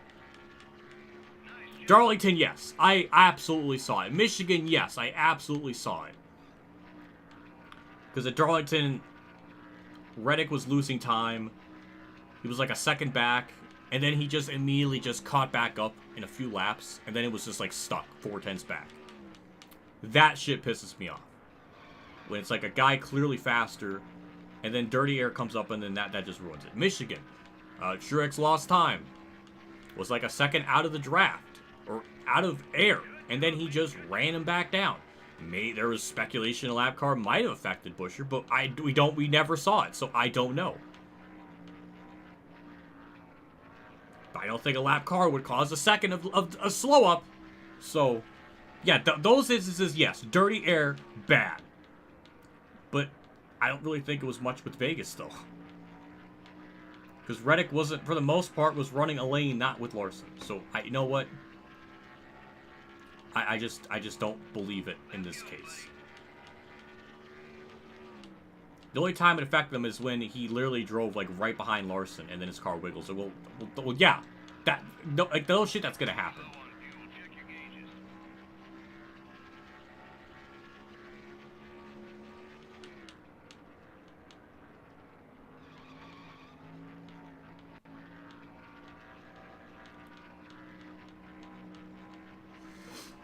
Oh, yeah. Oh, my God. I did see the tweet about Kurt Busch. It was... I don't even know how to feel about it. It was like, hashtag refired, not retired. So... Kurt's back? Question mark? But in what form? What capacity? I don't know.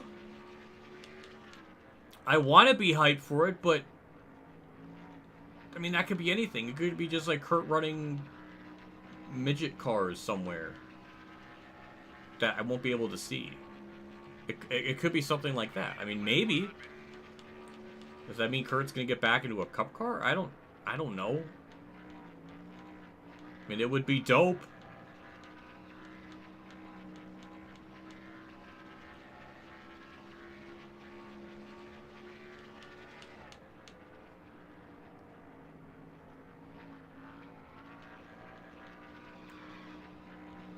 don't know. I have no idea how to feel about it. I have no clue how to feel about it. I want to be hyped, but it's just I don't know what to be hyped for. I don't know what he's coming back to.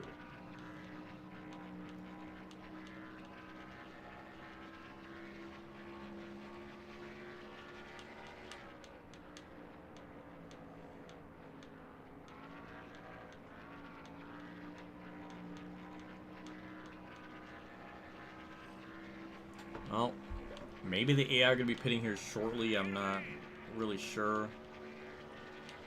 They pit on lap 51 last time. Or at least that's when the cycle began. But they're not doing it now, so... Or, I mean, I guess they could be doing it this exact lap if they're doing it every 51 laps.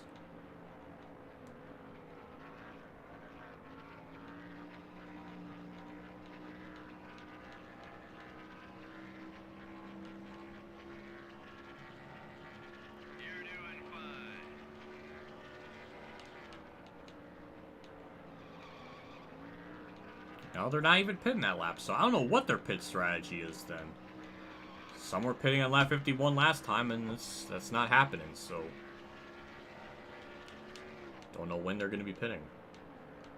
I guess I'm just going to stick to my every 54 lap strat and pit on lap 108, maybe?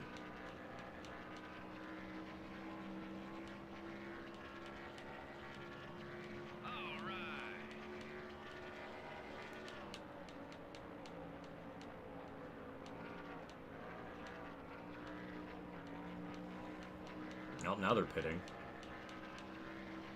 They're going to need every type of undercut imaginable to catch up to me, because I don't know what lead I have. It's got to be over 3 seconds, maybe. I think.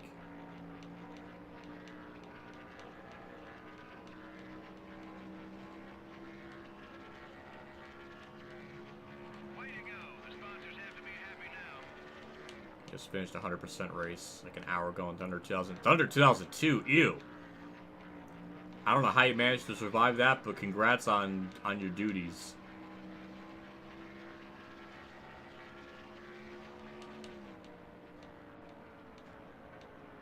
We can't lead left with no fuel. Pit now.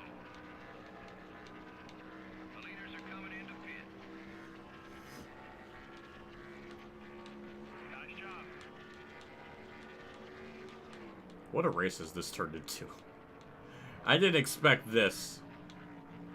I'm shocked the sliders aren't doing anything. I kind of thought maybe by now they would wreck or spin. I heard tire squealings a couple times, but that was about it.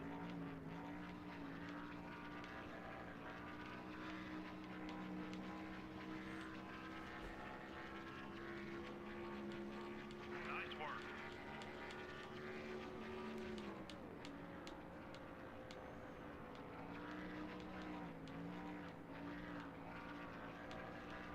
Also, it's interesting the fuel load is so different from this game to real life. I think real life, the fuel load is like 65 laps. And here in these cars, it's 56. I don't know, something to note. The right rear's getting worn. Take it easy out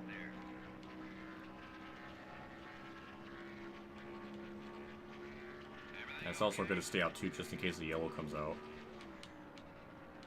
You never know. Oh, we're definitely pinning this lap. Crap, that needs to just retire. Yeah, probably. Probably. Alrighty, pit stop time. 4 tires and fuel.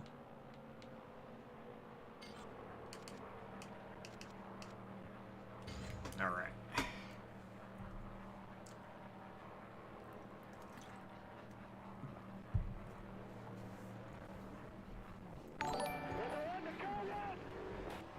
NASCAR. We got the alert from my mom. Thank you. They just said NASCAR. I agree. Thank you for the one. I'm glad we got the alert to pop up. It's nice to see that. pit stop. It's very slow. 18.1. Oh, that's gross. That is so gross.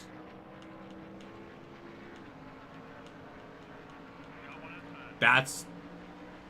We're definitely gonna have... We're gonna lose a lot of time just based on that pit stop right there. That is a good 2 seconds off their estimated time. Just about. Well, that's why we built up that gap, just in case something like that occurs.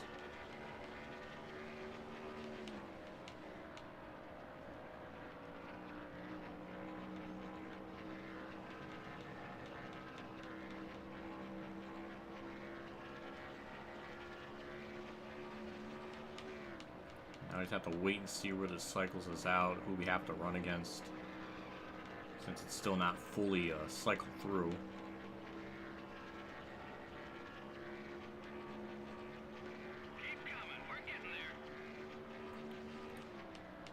That is Jerry Nadeau. That's not for position.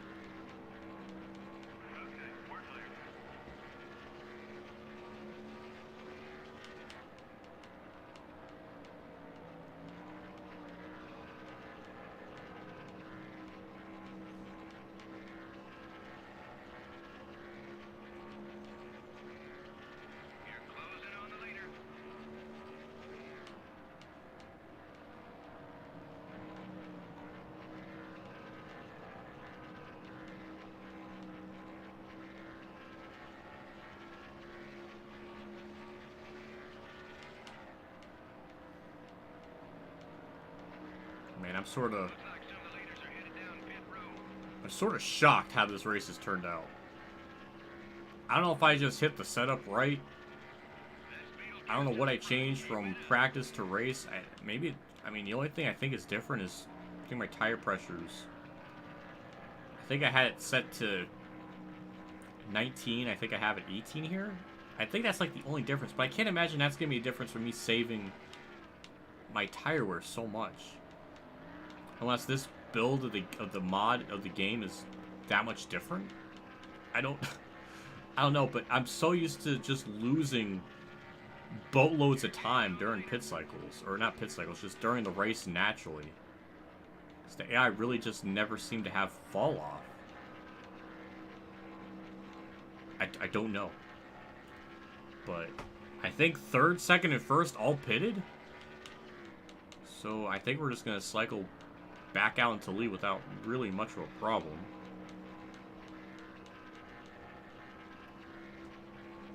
They're leaving pit road now. Oh, that's all of them right there. No, it's not. Oh, second place. Dale Earnhardt. Dale Earnhardt's just in the lead now. Where did he come from? He was not even in the top 5, and now he's just casually leading laps. He might have been one of the first people to pit, possibly.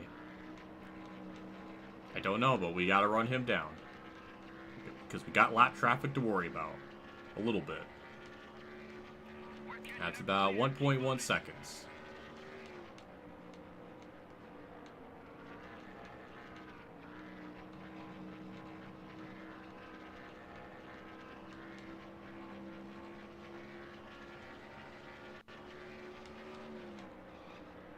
It's too early to tell who's going to win a truck title. It's really hard to say. I like to think it'll be Corey Heim, just because he should have deserved one already.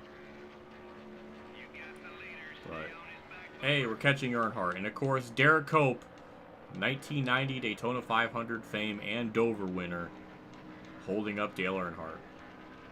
What a punk. That is just so evil, so diabolical. We're just going to go for the lead, or at least try to.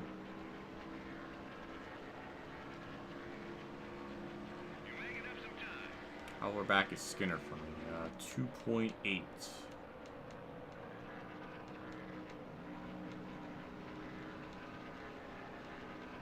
Still trying to get around Dale Earnhardt and Derek Cope. A lot of Dale, a lot of D alliteration.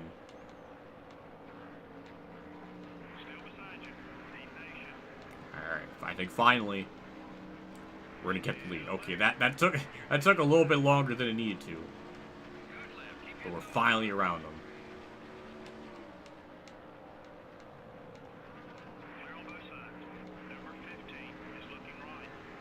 Now we just have to build a gap. I don't know what my lead was before the pit cycle. It might have been 4 or 5 seconds. It's definitely big enough to where the interval wasn't even showing it, so it was probably a big amount.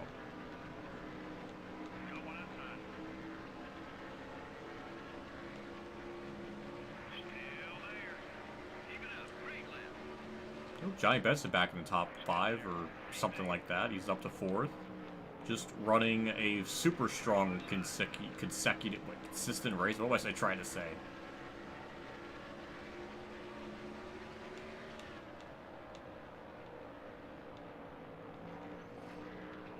How is Cruz overrated though? He does have fans. Or I mean, 120 people were tuning in his Twitch live stream yesterday, so that's something. Hey. Thank you, NASCAR 48 with the Canadian 699. Somebody should create a Mike Harman simulator. Oh, God. A lot of Applebee's eating. A lot of toilet problems, maybe. I don't know, but I like that.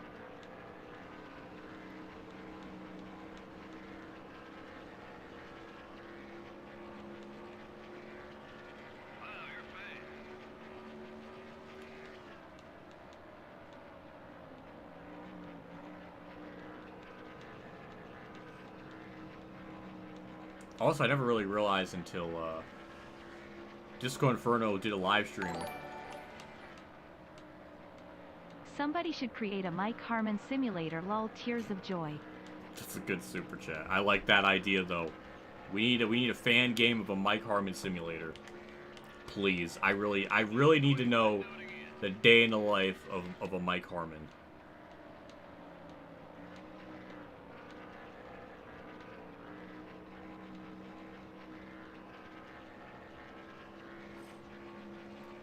Hey, hello Parker. Thanks for stopping by. I hope you're doing well. I'm doing well. I'm doing pretty good, I think. Hopefully this best wishes with you too.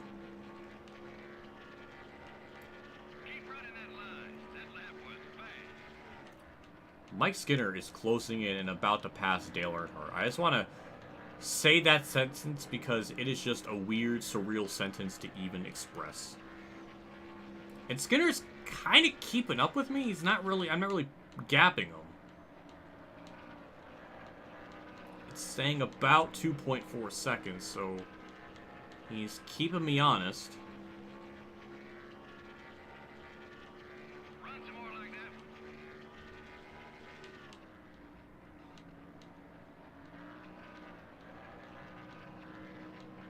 I'm trying to be a little bit careful how I run the car. I don't want to go like 110% because I really don't want to burn the tires. I'm trying to kind of go at like 95%. That's it.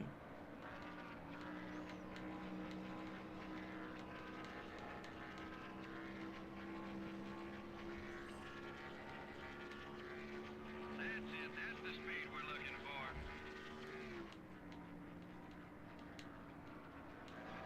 I never been to an Applebee's, so I'm kind of curious to actually try it out.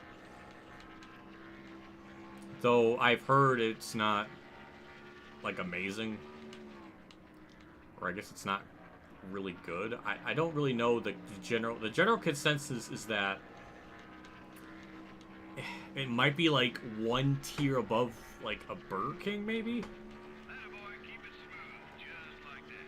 I mean that's something, isn't it? I don't know.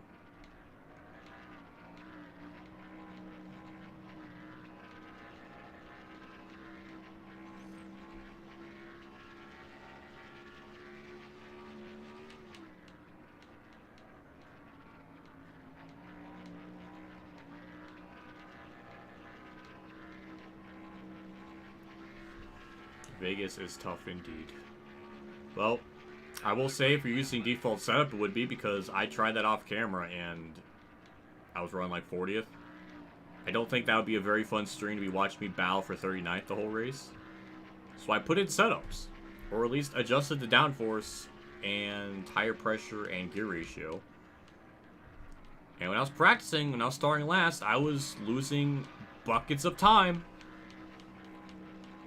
I've reiterated, I would get up to, there was another instance where I started last, was about 3 seconds back from leader, but as the run went on, about a little bit over halfway through the run, then I would lose like 4 seconds. So now I was thinking, okay, well that's not going to work, because I'm going to be basically behind like the whole race. Like, okay, I'm gonna qualify first, build up a gap, and then have the fall off occur, and then just see what happens. So I did that. And yeah, I had like a 5.5 second lead. Tire wear kicked in. Ooh. Ooh. Ooh. AI yellow right at the line. Ooh. That changes everything. And it's Bobby Hamilton losing talent. Oh, on his side. Oh, Kevin LePage hit him. That's a fitting combo. Bobby Hamilton just loses talent and just spins. We got a yellow. I am pitting. That might be a bit too early. No one else is pitting. Wow, that is stupid on the AI's part. Well, I'm going to get my 4 tires. I mean, we're already 20 laps into the run. That should have been a time for them to pit. Alright, it's just now a last to first challenge. Or last to wherever we're going to be put on lead lap. But we finally got an AI yellow. Literally, like, almost... I didn't want to add one. Literally, like, halfway into the race. So, I never thought I would see the day.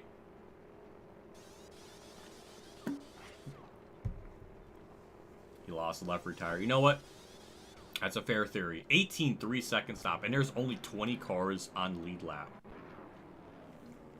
Wow.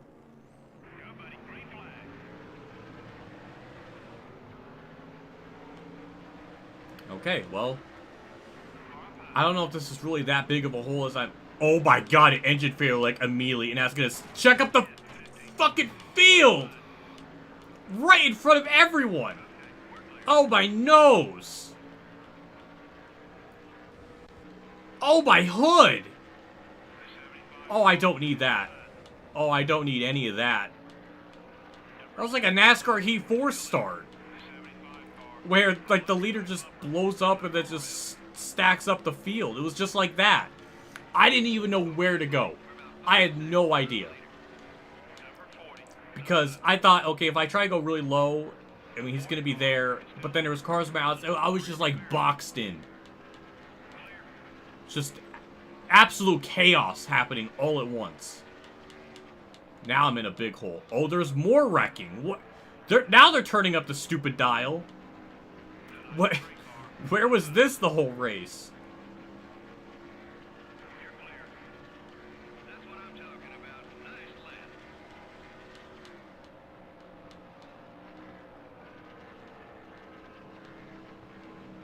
Number 22, Raffoul. Still beside you. The 22 car is still there. We gained another position with that pass. Number 22 is coming right. Clear on both sides. Well, I would say we're in a hole, but I don't know if it's that bad. I mean, we do have a lot. I mean, we have like 20 lap fresher tires in the field. We do have a bit of an advantage with that. Though we have hood damage. So that's gonna probably affect our performance now. So I'm gonna try my damnedest to try to rebound after all that. Oh my lord, why are we going like 137 in the corner? That is slow. That's extra slow. Can't believe we only had 20 cars on lead lap. I mean, I lapped that many cars apparently.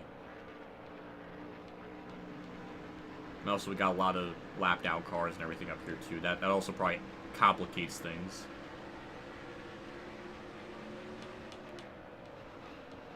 Oh, more AI squealing. I heard that.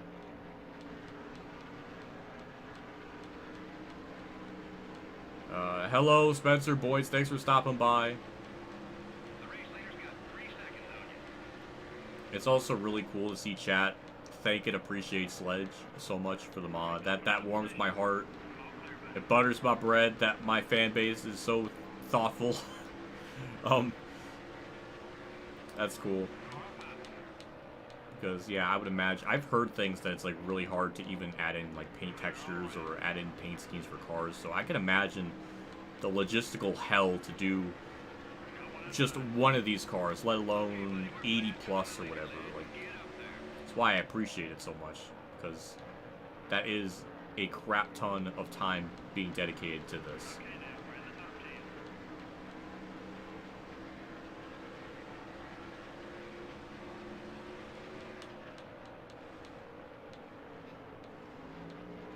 Just as I thought this race was getting boring, it just got flipped on its head.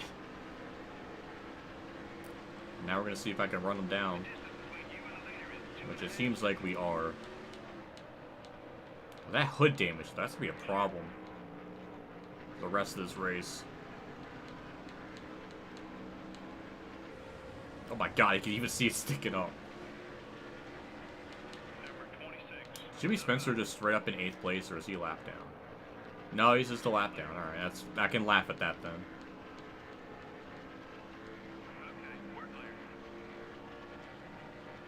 But it's too funny. It's been like... Oh my lord. Almost 2 months. And that one line I said is just cracking him up so hard. I guess me as a nectarine just have a way with words, I guess. Alright, P6. Burton, I'm pretty sure, is 5th. Yep, Benson then... Okay, Benson then 4th.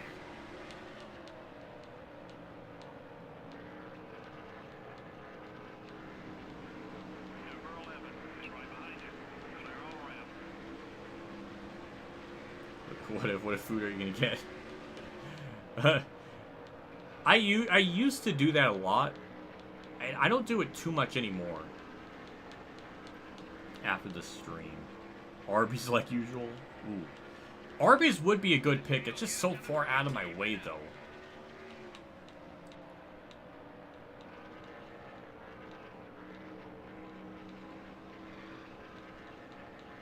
I may not get anything after the stream. I might just have something here.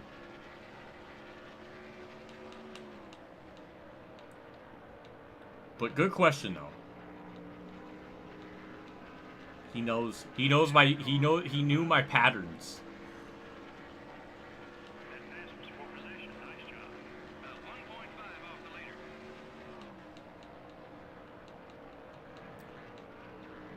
Dale Earnhardt on presumably older tires, because he did cycle out into the lead and gained a lot of time, or something. I mean, I'm assuming he's on older tires than the other cars in front of him.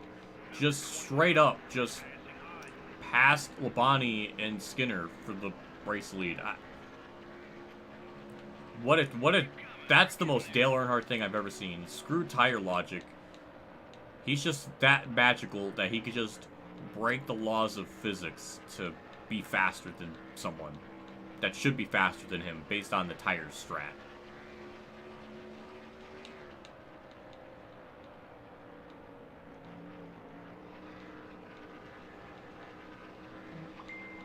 My phone is freaking out. Why do I have it right in front of me? I usually just have it on my bed. Hello, Mike Skinner. Thank you for holding P3 warm for me. I will take it. You're at Arby's right now. My name is John, the true MVP, watching the stream on his phone while getting Arby's. That's a baller combination. What a Chad.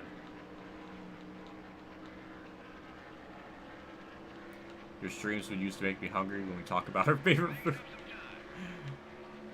Oh, God. I'm surprised, because it's not even really like I talk much about food. It's more about what I don't want to eat. And then chat just goes on a whole other tangent about stuff. My food intake or my food preferences are limited and quite opinionated.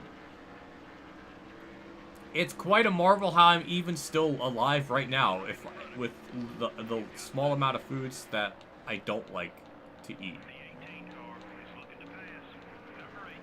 But anyways, back into the lead. We were 20th at one point. Basically shotgun on the field with just everything, so we're back.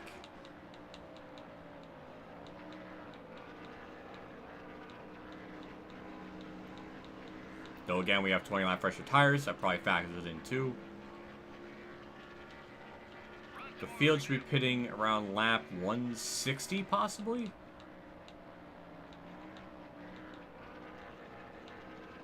And as much as I probably shouldn't, I think I'm just gonna pit with the AI just to be fair.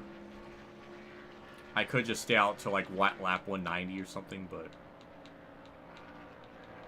I want to stay with the AI pit strat as much as I can, just to have it be fair. So I'll probably pit along with them as well. I want to see more of those laps. Good job. So whenever that cycle begins, I mean, maybe the caution laps helped a little bit to add laps. So I don't know. We're just gonna see how it kind of plays out. Maybe the next lap after someone. Maybe I'll go down with like the second group of cars that pit when I see the first group go down or something. Maybe that's what I'm gonna do. I'm not trying the Cheesa.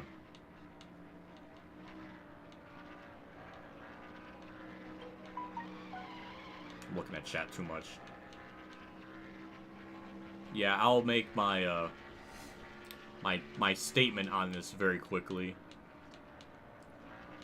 On the WhatiFRacing Network channel for Nectarines, specifically Nectarine fans. I don't really condone cancer jokes. I just think it's poor taste. Cancer fucking sucks. It took our Toby Keith, damn it. So, I usually don't like to even incorporate jokes. I mean, I will make Adam Petty jokes till the frickin' sun comes home. I'll make Dale Earnhardt jokes, but I'm not touching a cancer joke. It's just one of my weird limits, which are very few, which is basically don't say the N-word, don't make cancer jokes, and no political statements or opinion. I don't know. That's like the 3 cardinal sins. And that's basically it. That is literally all I want to divulge into that. Thank you, Turquoise Hawk, for bringing that up. I do agree. I think I saw it in chat before. Please don't.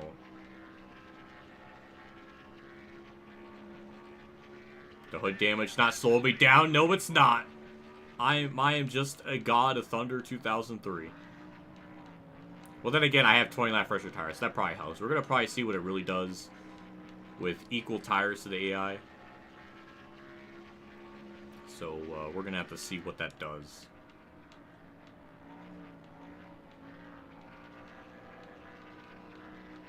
Oh, it might be Merch Stream. Maybe that's why I got the blue. The Peking sound effect, that's Facebook.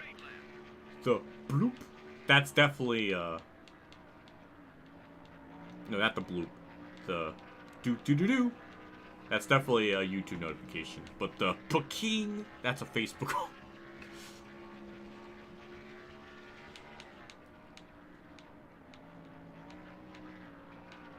Look at Bobby Labonte still hanging on. Like, he's...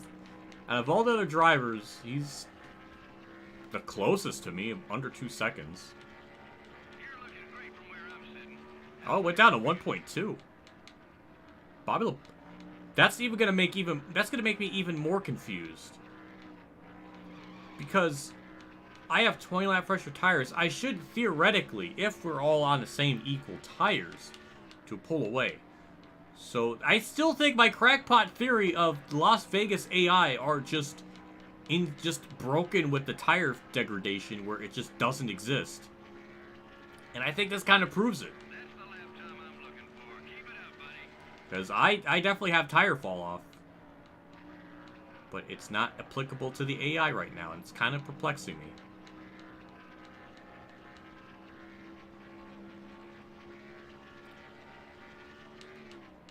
Thank you, Parker, for calling me you're my favorite. I'm glad to hear. I'm humbled by that. That's appreciated. That one was quick. Let's do it again.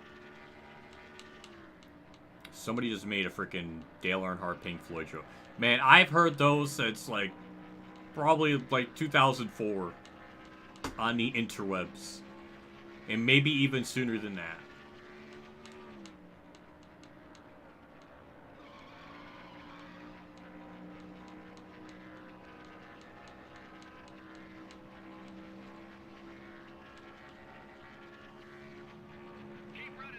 The bloop is your ass in the swimming pool. Why would JC say that?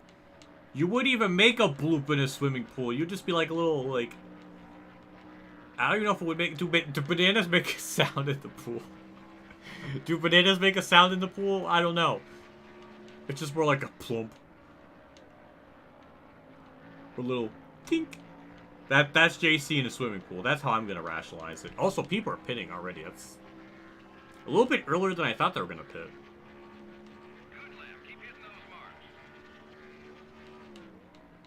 Well, I'm going to stay out as long as Bobby Labonte stays out. Or at least try to stay out with them. Or at least I'll pit when Labonte pits. That's going to be my my strat.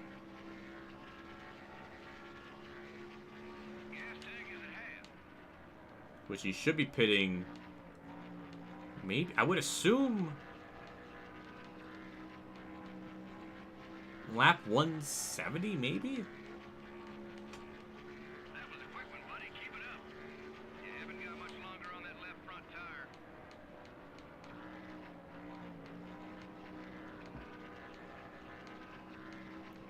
But I haven't really gapped him as much as I thought.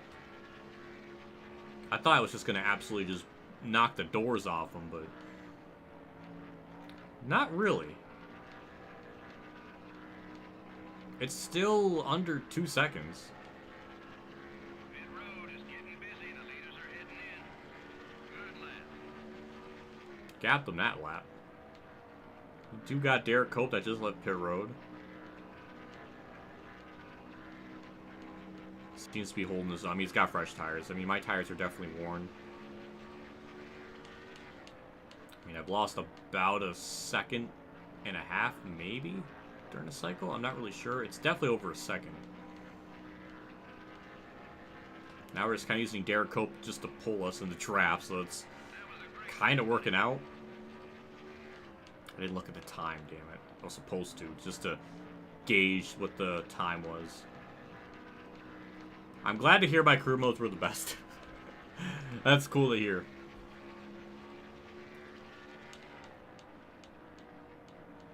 What if it's better than Roots confirmed? Not by numbers, but by opinion, I guess.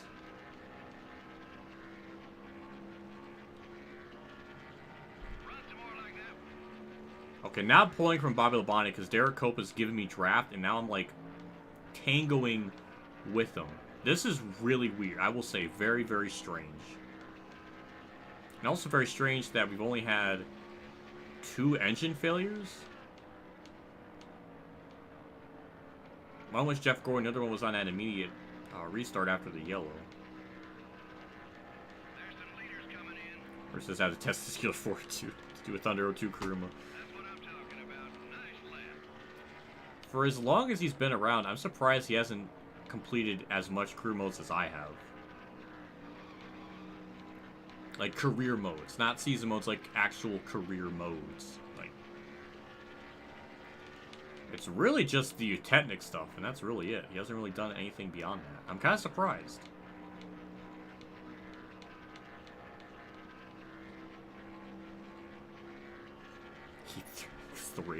Heat 3 was maybe the series that got me the most angriest. Just out of just the collection of rages. Like, oh my god, the Martinsville one. near the end of the series. The second Marsville one, it was like part 158 or something. That was nuclear rage. Oh, Bobby's pit. I'm going to pit next lap.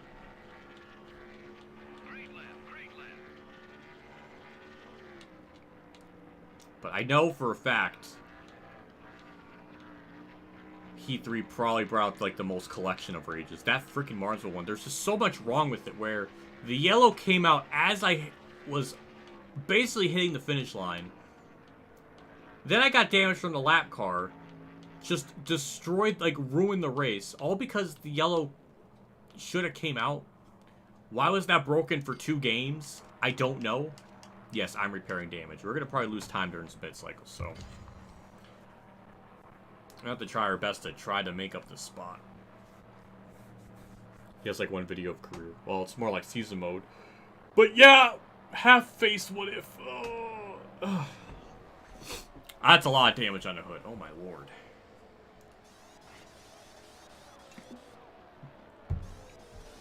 Oh my lord. Forza 6 NASCAR. That one. The frickin'... Oh my god. 18-3 is terrible with the pit stop. My lord.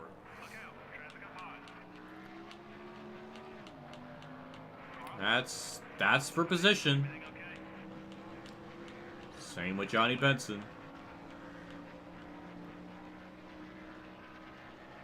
So we did lose time during that cycle.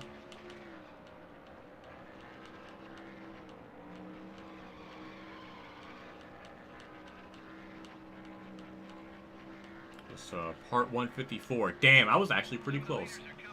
I thought not part 158. You know what? The fact that I was even within like 4 numbers of it is pretty impressive. And pretty impressive, well, it was such a memorable moment. I don't know if that was the angriest I've ever gotten, but it was the one I think of the most. Almost hit Benson, but we're fine. That was close. Just the whole thing of why do we have yellows coming out on the white flag to restart the race? The white flag it should end it. It's so baffling that it was even in Heat 2 and it went into Heat 3 as well. And it never got fixed. It was until Heat 4 where they added the rule that, hey, if a yellow comes out on the white flag, it ends the race. It took 4 iterations. No, not even 4 iterations. Heat Evolution got it right, and then they broke it in Heat 2 and 3. It's like, what? How? That's costed WinVal a race win in the Xfinity Series. That was like one of the leading things that costed him to not continue Heat 3, because I think if he made the Xfinity playoffs, he probably would have continued to screw us. So that whole issue costed WinVal to keep playing Heat 3. That was it. So that was that sucked.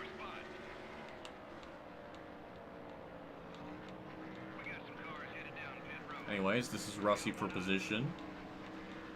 LeBon's right up there in front of me, so we basically have even tires now. So we should be pitting around lap 219, 220. So we have 1 more pit stop after this.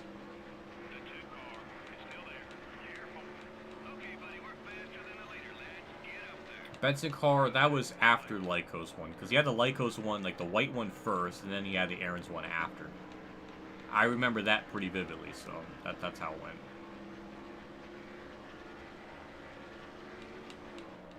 It's not a Heat Evolution. If you do a race right now in Heat Evolution, if you wreck on the white flag, it does actually end the race. That's what made it even more confusing.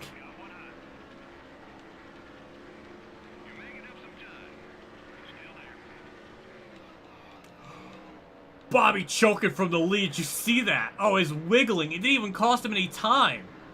What is that? How did that work? Bobby Labonte is just such an absolute legend that he can wiggle the car, get loose, and maintain his pace and the lead. All in one felt swoop. Didn't know this guy was still... Well, you just check my username and then that's it. That's how you know I'm still uploading.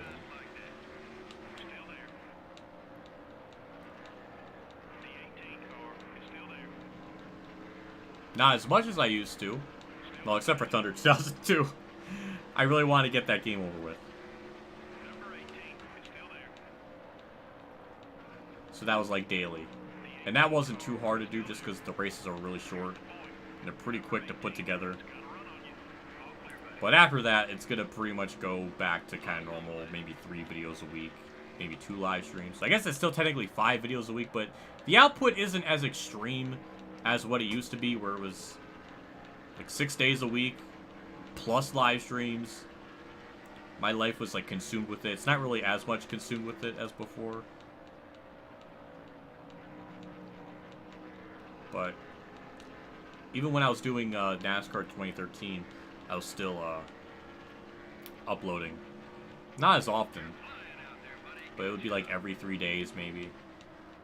And the itch really never quite went away as I was doing the videos, and I was like taking a little bit of a couple-day break. And it's like, oh, I kind of got the need to want to like record and edit again. So I think it'll always be there to some varying degree. Also, DNF number 3 of the race. And it's going to go to, I think, Jerry Nadeau. Rip Jerry Nadeau's car. I don't know where he's running before, but that really sucks. The 46 is top 9 in this game with this mod.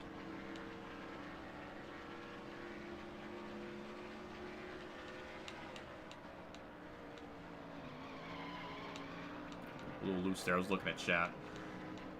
Trying to build up a gap on Labonte, because again, I do think the tire fall-off is still an issue. I want to build up a lead. But I'm not really building up a lead. He's actually keeping up with me. He is keeping me very, very honest.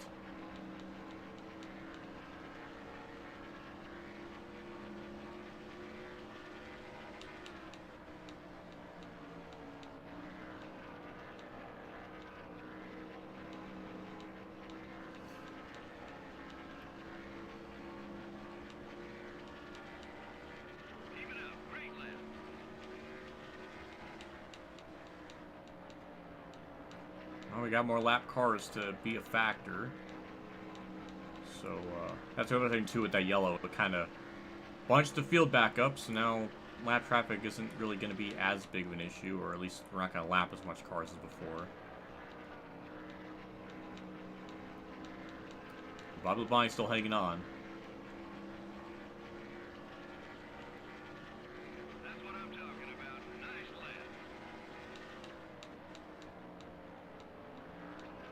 We need to bring back NASCAR Ignition career mode. How about that?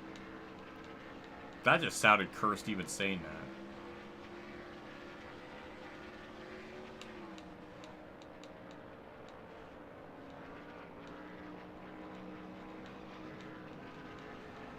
There's Bobby Hamilton that either lost talent or blew a tire.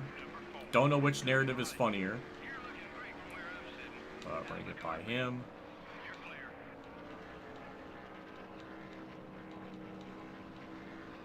Yeah, Bobby got by him, no problem.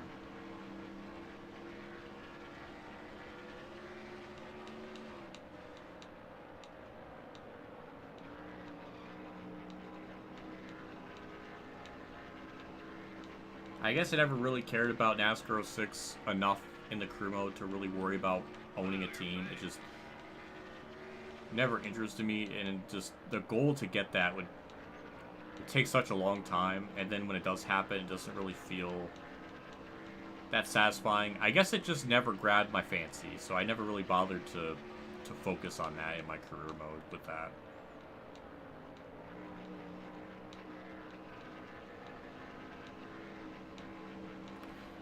I think NASCAR 06 was like my shortest career mode. I don't know if it was the shortest in this of my career mode series, because I think that probably goes to 2011 maybe. But of the ones that have like multiple series, that's probably the shortest one. I hardly remember anything from that. The only thing I remember from NASCAR 6 is I sneezed during like the second Atlanta race near the end of the series, and it caused me to DNF, which was like the only ever instance where I raced with a different car because I swapped teams or swapped cars with my teammate. That was pretty much it. And probably the only time a sneeze has costed me a DNF or a wreck. So a lot of firsts with that moment. Still there. Be patient. Number 7 is still there. Clear. Well, Bobby Labonte's still hanging on. Man, he is just persistent. I thought I would start to gap him a little bit, but it has not happened. We need lap traffic to hold him up. And we're getting to lap traffic here, so this is going to make it very interesting. Car outside. Alright, just Number 90. gotta pass Blaney quick enough to where Labonte can't go anywhere. Okay, we're gonna get to the inside of Stacy Compton here, so that might mean Labonte might get held up by him. Or not. Or in fact, Labonte almost might just pass me on the outside. How did he get through all those lap cars so effortlessly? That kind of upsets me.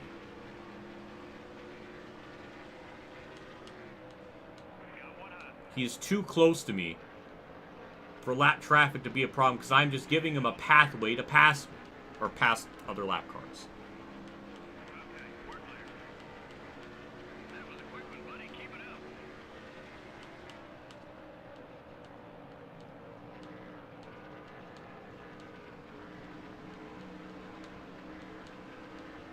It's nice to see Kenny Irwin out on track, though. I'll say that much. That is neat. He's not a Busch driver. I like that. Happy to see that in this latest update. Give me room, not rum, room. That's like my next. That's like the.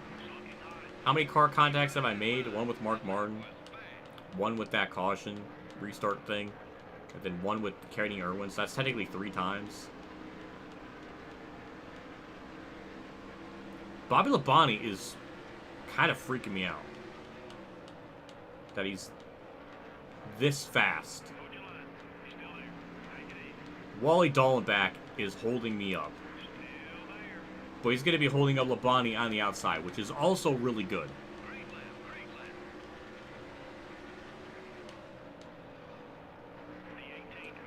Please pass Wally.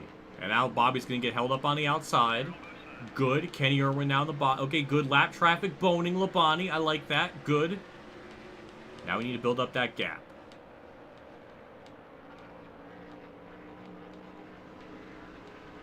And as long as we put a car length distance in between me and Labonte, then as soon as when we pass lap cars, that means Labonte's gonna have trouble, and we're gonna do good.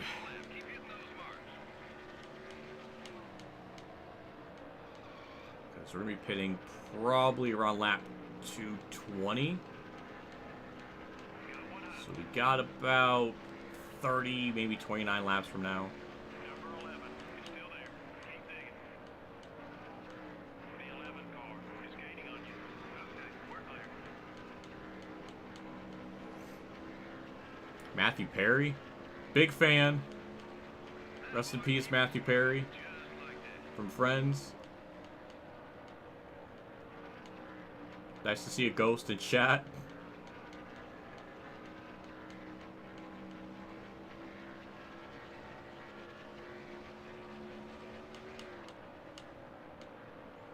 Is this Todd Bodine that we're passing for what feels like the 4th time in this race?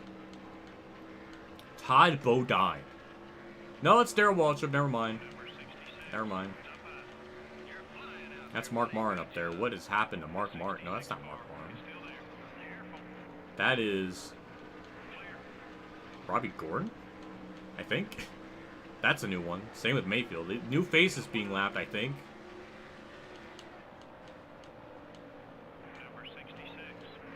He built up a nice gap on Labonte because of lap traffic. I am shocked he's having that much trouble getting around him, but I guess I was helping him inadvertently, so that's good. We're gapping him. 1.6 seconds. That's what we need.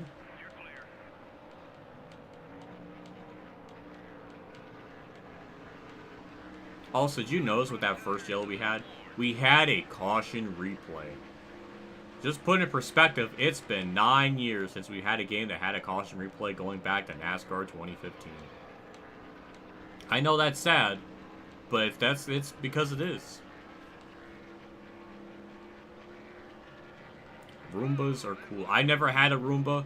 I saw it in Breaking Bad, and I thought to myself, those existed in like 2012, 2013, and my mind was blown. And it was blown again that I never had one. My sister has one actually, and it looks cool.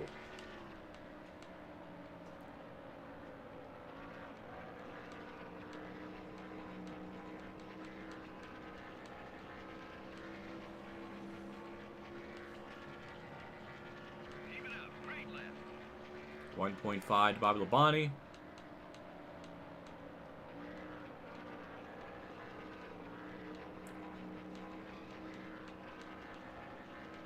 No plans for Gran Turismo or Midnight Club? No, unfortunately, I just don't have a desire to play those, so that probably won't be happening.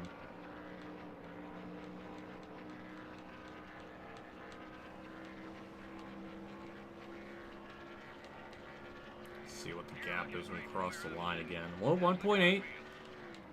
All right, we're doing the race car things. We're gapping them.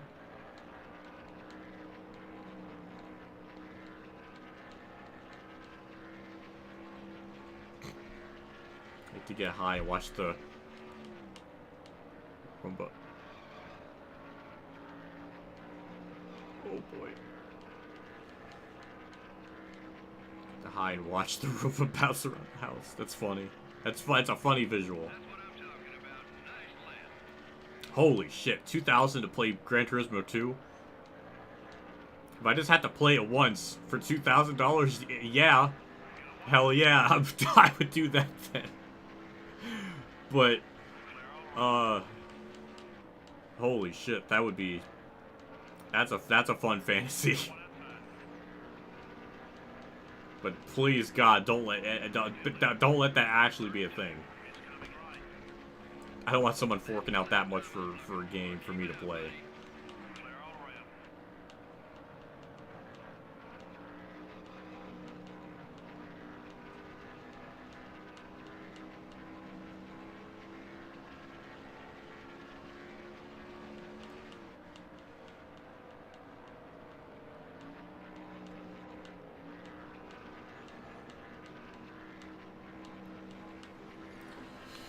Well, we're finally about to hit lap 200.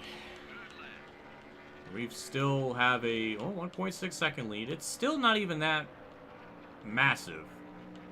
Labonte's finally clear of lap cars, so I guess we're going to see what he can do. But it just seems like me and Labonte are pretty equal.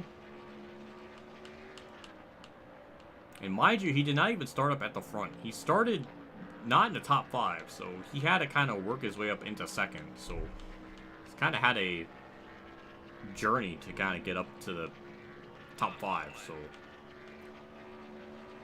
oh, he gained 0.2. That's not good.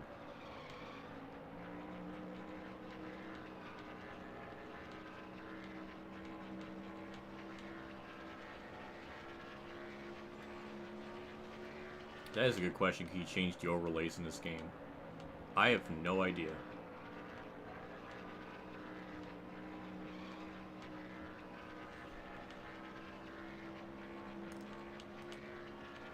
That was a quick one, buddy. Keep it up. 1.3. Labonte's catching me, which is concerning. I have to try my best to just keep putting lap cars in between me and Labonte, so Labonte has to have a little bit of struggle getting around them. Number 14, up high. The 14 car is all over your back bumper. All clear, buddy. That was a great lap, buddy.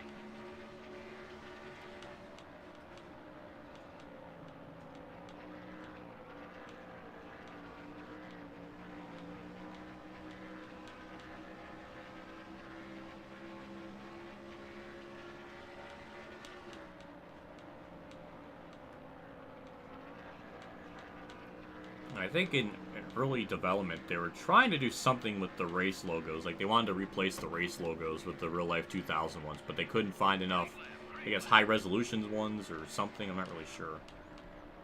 But I think that was in talks at some point.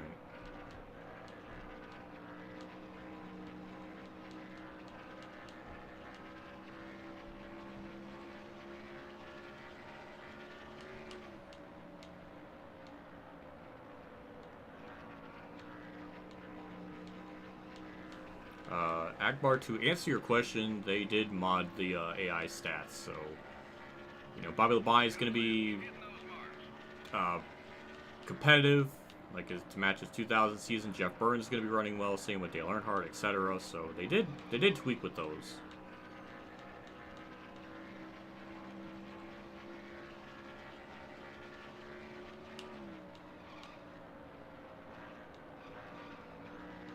Wow, I'm actually kind of impressed. Bobby Labonte is running me down. This is kind of what I was thinking was going to happen this whole race, but it's just happening now.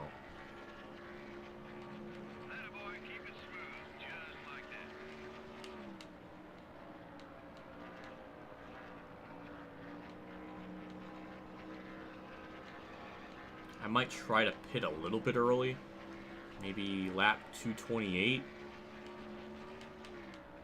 Just to maybe undercut Labonte, just to have a shot, because I'm getting worried that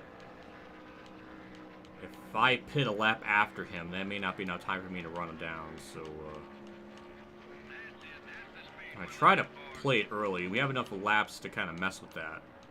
And undercut, try to anticipate the undercut as early as possible. I mean, we can almost pit as early as, like, lap 211 and make it to the end on fuel if we really wanted to go that extreme. But we're going to see what this kind of does so far.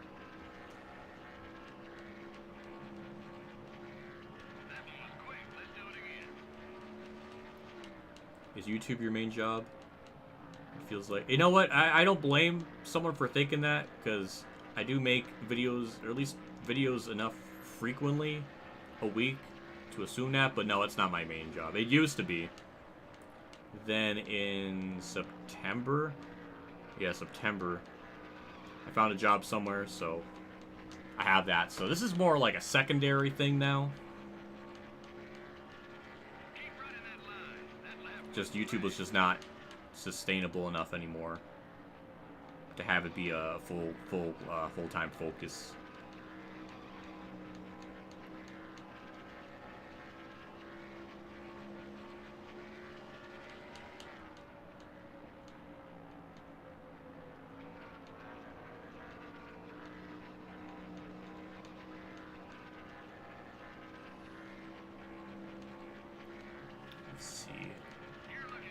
Ice cream's so good, you're damn right.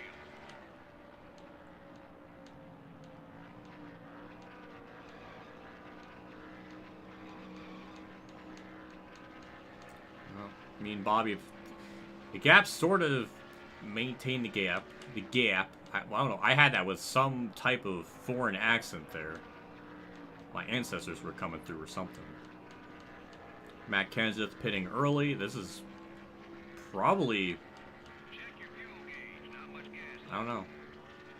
I mean, it makes sense to pit early. I mean, that's pretty much right when the pit window opens. I mean, he's probably about to go a lap down, so it probably makes sense for him to pit early. I wonder if Labonte's going to do the same. Now I'm just thinking about that.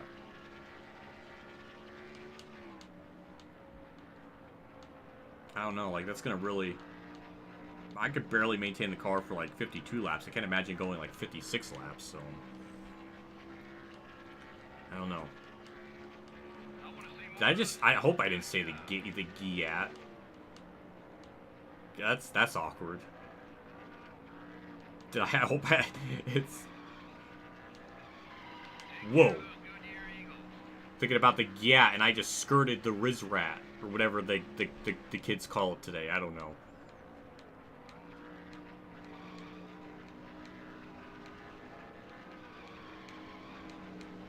It's starting to get bad.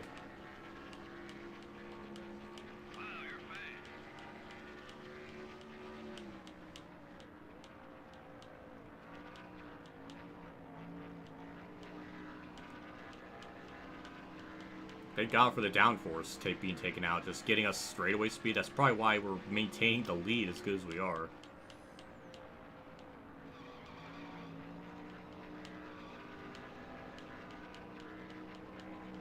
Probably was a New York accent. Something was kicking in.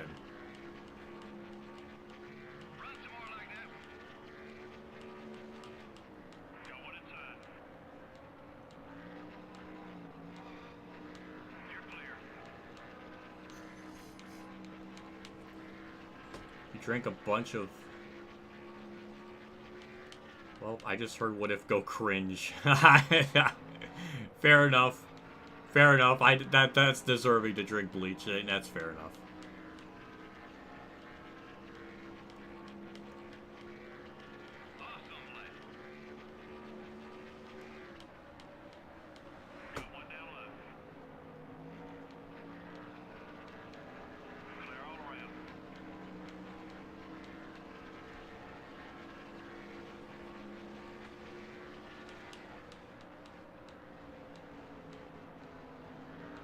Look at tryhard Matt Kenseth on fresh tires. He's just gonna swoopity whoop on through.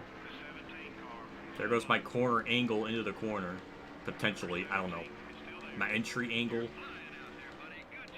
Alright, it didn't really get affected, never mind.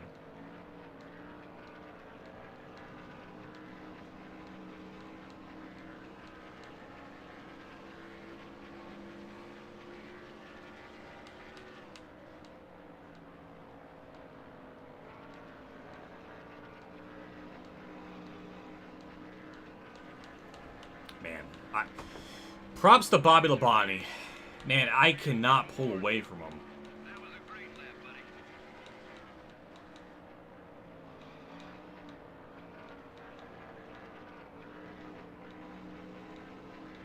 The right rear's getting warm. Take it easy out there. I keep going to that camera angle because, like, I don't know. Marlin. Where were you going there? That almost ended badly. Oh, I still got hood damage. Or is that engine damage? Why is my... Is that engine damage? That's... Is that what it looks like? I think that's engine damage. I never seen it yellow like that on the hood specifically. Ooh, Labonte's there. Oh, and he's pinned early. What a bastard. Maybe that's why my performance is not as good. So I have engine damage? Is that a thing? Oh, God. They all just got red that lap. Yeah, I'm definitely pitting. Yeah, I'm definitely pitting. Yeah, I'm going down pit road. It took that long for the engine to have problems. That's kind of funny. Alright, hope I can make another 40 laps. Wow,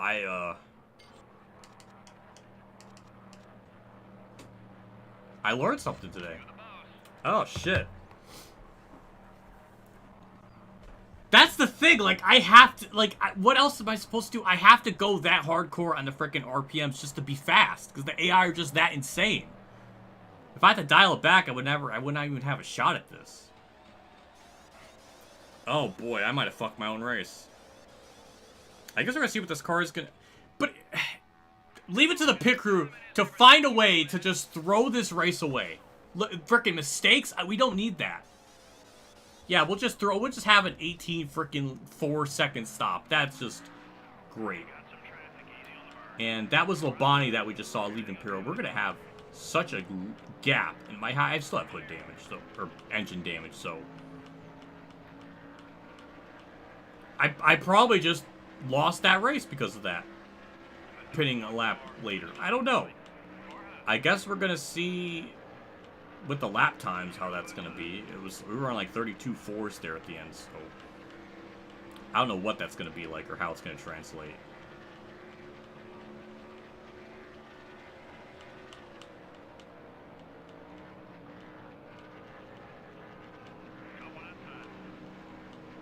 Usually if I over rev the engine, it usually kind of just blows up right away. I don't think I've ever been in a situation where I run a race long enough to where that actually turns yellows.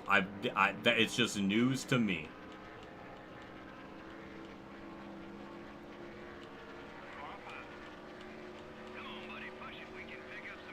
I literally do have Truex's 2014 and 2016 pit crew. Holy crap. You're right. You're absolutely right with that. I'm gonna have to make up a lot of time now. Time that I don't know if that I can make up. That is a lot of ground lost.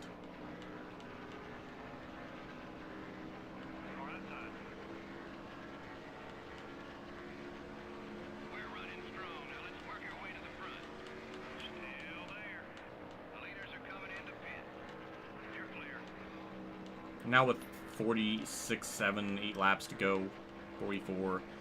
Now, I think this is probably the appropriate time to really push the car, go all out, not be careful anymore. That's so much time we lost to Bobby Labonte during that cycle. The only thing that's going to save us is if he gets held up in lap traffic. That's, like, the only way. Keep coming. We're getting there.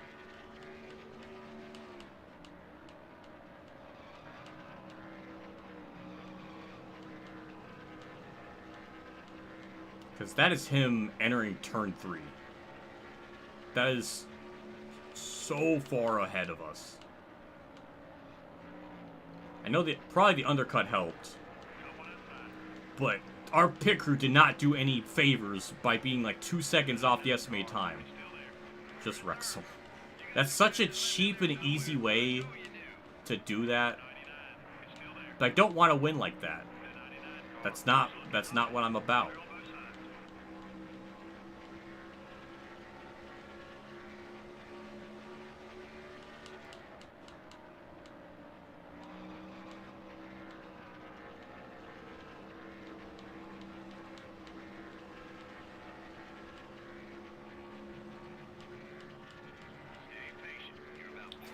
.7. Jesus Christ. I know 2 of those seconds were because of the pit crew.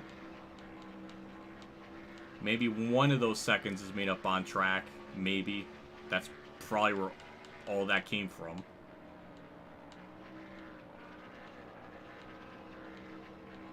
I think Bobby got by those 2 lap cars, so that's not good.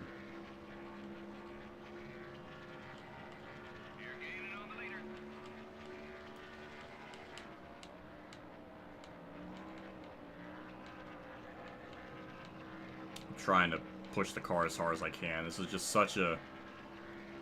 That's like the biggest deficit during a pit cycle that I've had this whole race. It's never been that big. Usually it's been a little bit over 2 seconds, not close to 4. That's new territory that I have to embark on trying to run them down. And we're gating though. Engine woes be damned. We are closing in a little bit.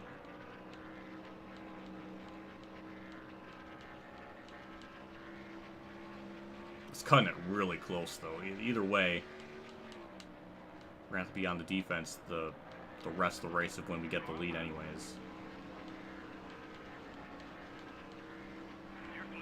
So that time's definitely went down a little bit because I was able to run 30.4s. Now I'm getting like 30.8s. So it did definitely affect it a little bit. Maybe the hood damage too maybe affected it.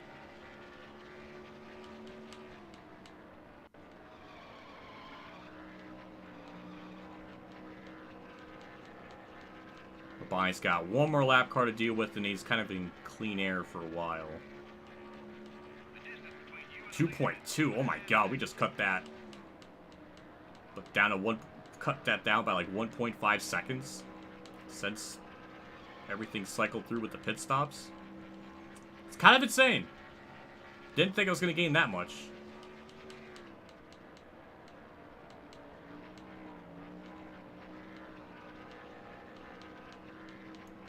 Now he's clear lap cars for quite a while, so it's all going to come down to race pace. We're catching up to the leader. Keep on it.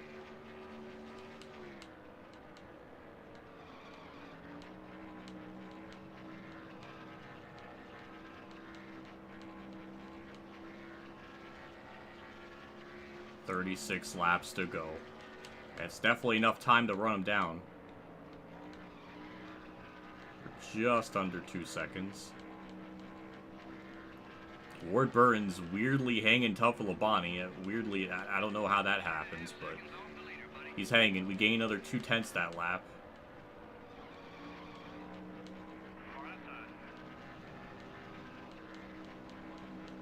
How is Ward Burton just hanging with Bobby Labonte? What? That's the power of Ward Burton, I guess.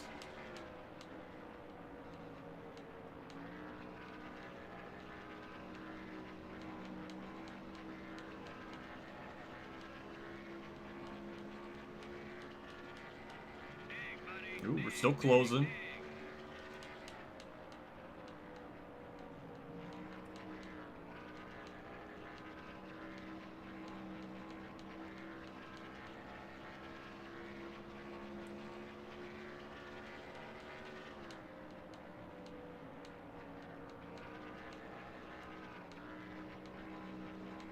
Man, it's just, I could feel it kind of pushing a little bit. I don't know, if I push it a little bit further, it's gonna spin, so I have to be careful with it.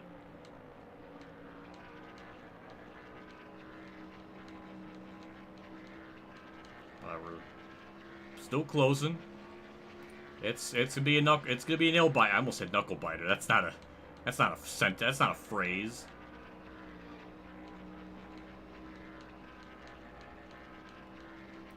But definitely, this race at the end of the day did prove to be difficult.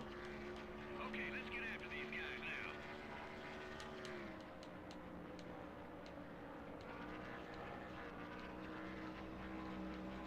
Because look at how it sort of turned out. But yeah, we're gaining about maybe a 10th a lap on them.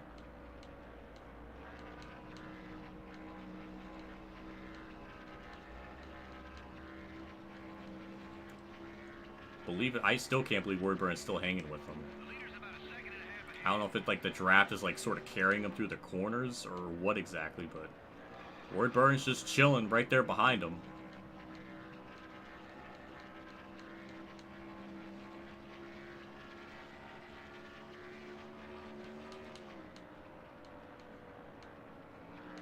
It's really weird how... Oh yeah, JC did mention how everybody's botching the Daytona Challenge. I don't know how that became a thing. I mean, I very explicitly had like 2 live streams dedicated to doing 100% races, and then Roots took the idea that it's like, all right, we're just gonna make it 25%, and then Rabbit took that. It's like a game of Messenger, and like all the information got like twisted.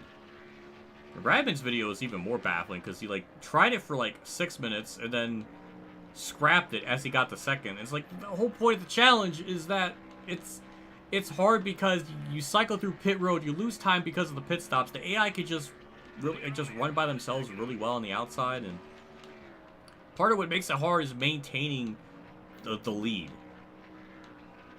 The challenge isn't just getting to second and then be like, oh well, I could have passed him, and it was like, well, that's not the point.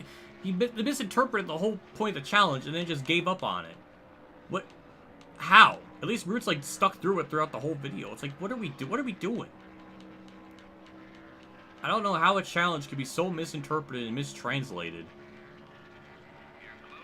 And like no credits given to where this idea stemmed from.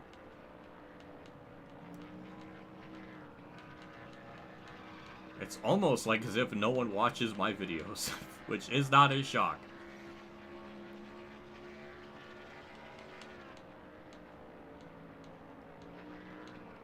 Also, we're still catching Bobby Labonte. Rant aside, still catching Labonte.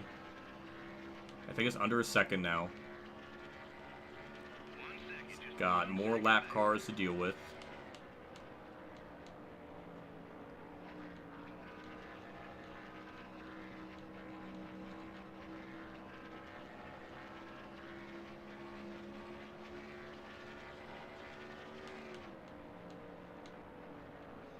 The Daytona Challenge was, JC DM'd me on Facebook about it, saying to do 100% race at Daytona in NASCAR 5, and like that's it.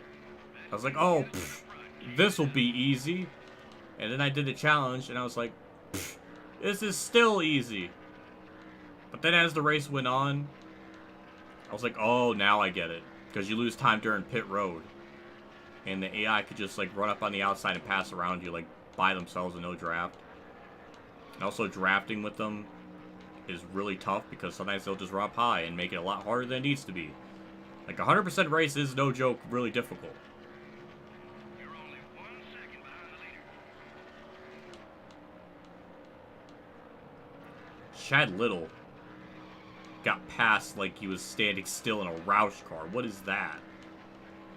That's just weird. Oh, there's a lot of lap cars up in the distance.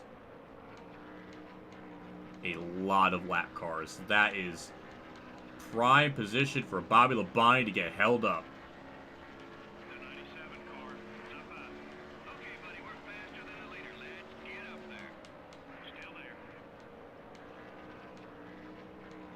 Number 97 is going high. God, I hope my car can make it to the end. I never had that issue where the engine is yellow. Number 16 is outside. So I'm hoping it can last. Still beside you. Oh, Kevin LePage just hit the outside wall. Roush teammates almost collided. We're losing a second to frickin' Bobby Labonte, so this is not good. We're gonna need lap traffic to bail us out.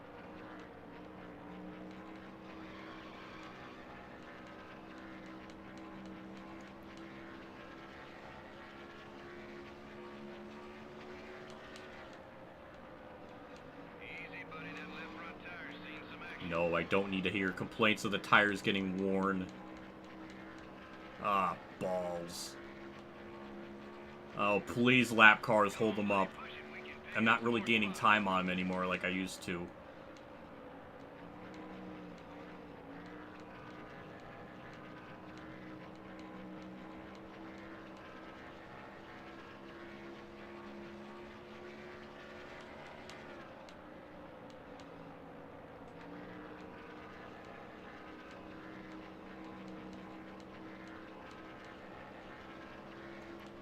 Man, we got a lot of lap cars, though, after this, so there are so much opportunities for Labonte to get held up.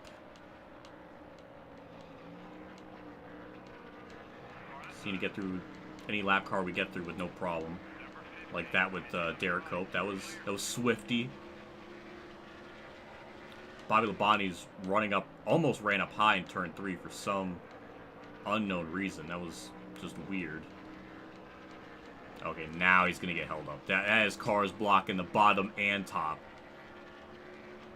In fact, we gained about a 10th that lap because of that right at the end, so this is our chance. This is our chance to cheese a win. That is so many lap cars. That's the most lap cars we've seen all race long with 20 to go. This is it. 56 people watching. Hello. This is going to be a dope finish, as the youth of America would say. He's on the outside, though, which is, or the bottom, which is good, because he can pass people. Oh, that was a shitty corner. That was a terrible corner. Oh, he's going up high. What is he doing? Oh, Mayfield. Oh, no, he's going back down the bottom. Alright. Just gotta get through them as fast as possible. Labonte's having trouble with Mayfield. Beautiful. Still getting held up. Go. Go. For the lead. Oh, he's gonna have to concede and get the bottom lane. Or I'm gonna get the bottom lane. Yes, okay, beautiful. New leader. We're not there yet, but we're close. Mayfield wide going down low. Not a good strat. Oh, the car just doesn't want to turn anymore. It's lost a lot of its turn, but Bobby's stuck on the outside. What is he doing? Waltrip to block. Bobby checked up. What a bastard. Or what a punk. I don't know. Thank you, Michael Waltrip. Race lead. We're back. Bobby is stuck on the outside. What is he doing? He's choking this race. That's what he's doing. Back into the lead we go. Lap traffic saves the day. And now we just got to maintain this gap. Because I don't think we really have the car. But we're going to have the heart and passion to maintain this lead.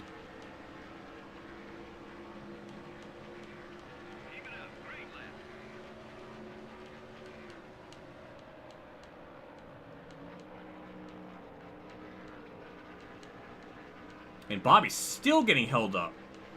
I don't know, why did he choose the outside line? What? Why did he... I don't understand that decision. And that pretty much cost him the race right there. Michael Waltrip saved me from this race, pretty much.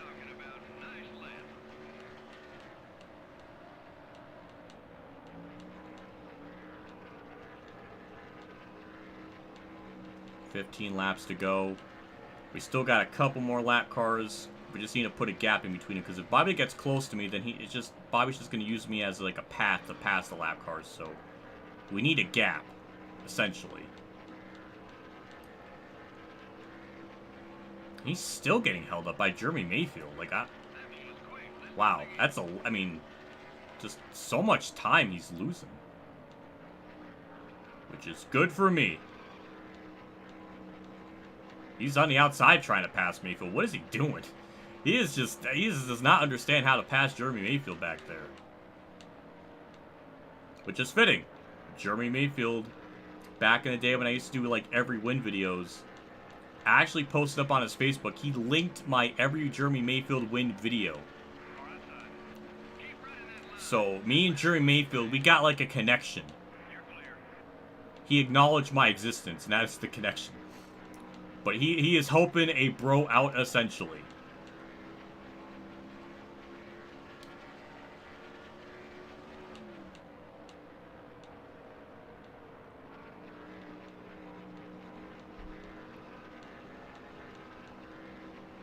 Alright, we built up a gap. We have a couple lap cars in between me and Labonte, so we got 1.4.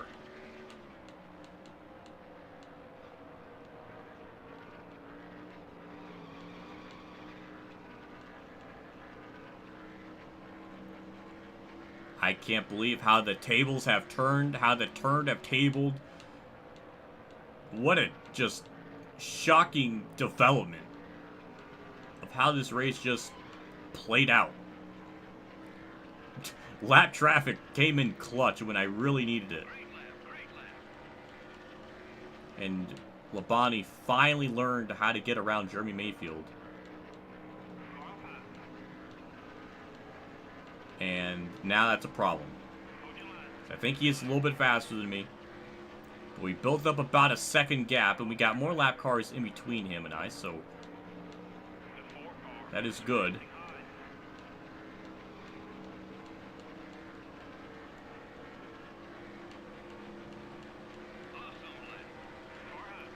Yeah, engine's still yellow. I'm hoping it can make it. We got 10 more laps for it to survive.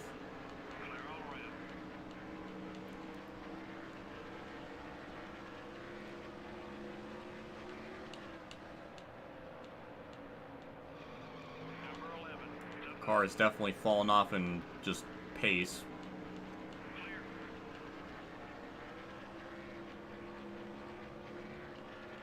.31 flat. That's not horribly off. If we could just keep running that, we might be okay.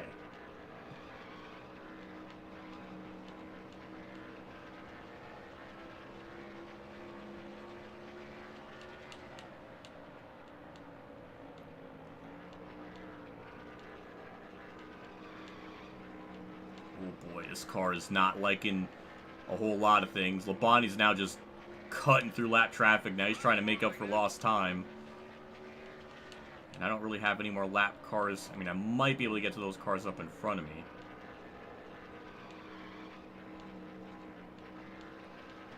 Oh, no! No, no, no, no, no. Oh my god, that little freaking hit from the wall. There goes our lead. There goes all the gap. Now Labonte's here. Son of a bitch. The one time I scraped the wall all day is the last worst possible time for it to happen. No, crew chief, it was not a great lap. Oh my god, there goes my 1 second lead. The car is just falling off so much. I needed that gap. I needed to... Oh my god. Nope, I will park this bus on the bottom lane.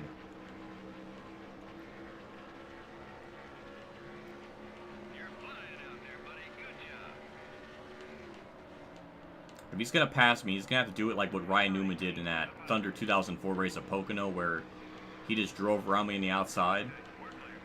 That's the only way. And I can't do anything about it. He's just gonna fucking pass me on the outside. No. No, not like this! Car... I don't even know what else I could do to... There's not enough time for lap traffic to play a factor.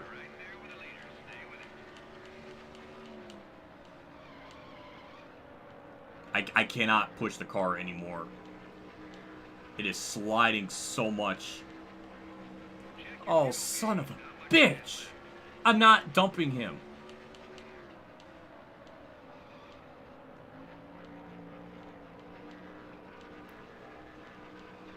I am trying so hard. I'm pushing the car so much.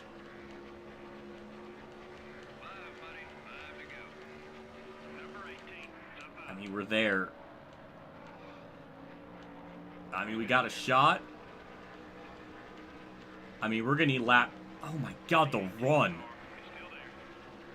It's just not enough time to even get to lap traffic, is the other thing. Oh, and the car does not like to turn in 3 and 4. Is this really how we're gonna lose it? Because I fucking hit the wall off turn 2. I really don't want to lose like that. I'm trying to gain as much time as possible in turn 1.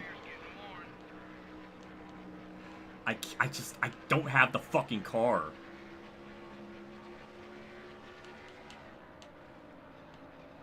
And it doesn't want to fucking turn in turn 3. That's... We're done. I can't fucking win it. Son of a bitch! Damn it!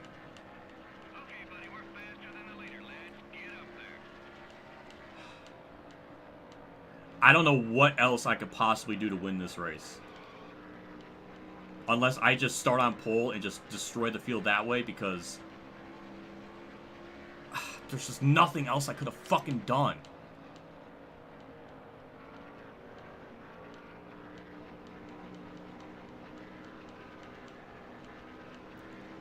Even if I didn't hit the wall, I probably would have still lost, because look at the time I've lost now. It was probably just going to happen anyways.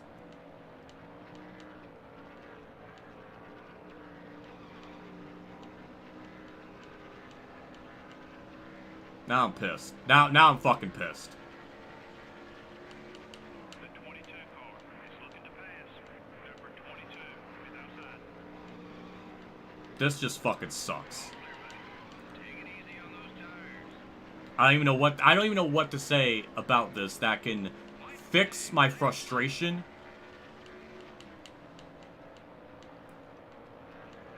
That was probably the only time this whole race where I really pushed the tires. But I had no choice. Because I cycled out of pit. Well, my pit crew gave me a 2 fucking second terrible pit stop. That doesn't help either. Had that 2 second issue never happened, this would have been like probably a doable race win. But nope. We're just gonna have to finish second. And Labonte catches lap car right at the end where I can't do anything about it. What a fucking stupid race. 1.6. Yeah, that's almost the difference that I had if I didn't have my pit crew shit the bed at the end. If that just never happened where I didn't lose 2 seconds, I would have had this race won by 4/10 of a second. But no, the pit crew had to run terrible. I don't even know if I mean, maybe the engine affected a little bit, but that fucking pit stop at the end. It probably wouldn't matter if I hit the wall, because we'd lost so much time there.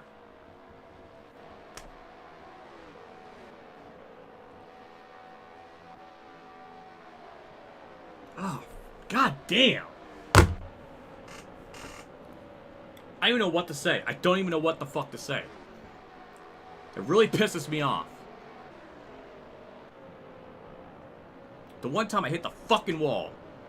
I don't even know. I don't even think I can blame the fucking wall, because I still lost a considerable amount of time had I never tapped the wall. So I was probably just doomed to lose it. And it all stems from my pit crew.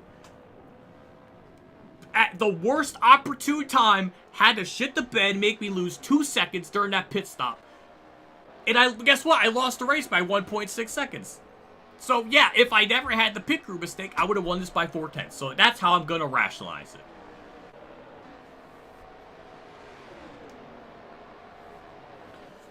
Oh, that pisses me off to lose like that. And the only situation why I even hit the wall is because I was pushing the car so hard, because I got out of pit road like almost 4 seconds back from the leader, so I had to push it, and then I was in the lead. It's like, well, I gotta gap him because I know if the tire wear is gonna kick in eventually, and it's gonna. So a lot of this would have never happened had the pit crew just not shit the fucking bed. So you know what? That's how I'm gonna rationalize it. We led 160 fucking laps, and it means nothing. I guess that technically does, because we still get the same amount of points as the winner. So technically, I won. No, not really. That really sucks. I don't even know what to say. Starting from fucking last, and I did all that. That fucking sucks.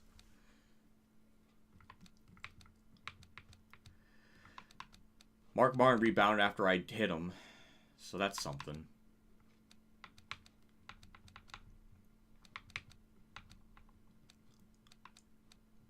Earnhardt led 13 laps.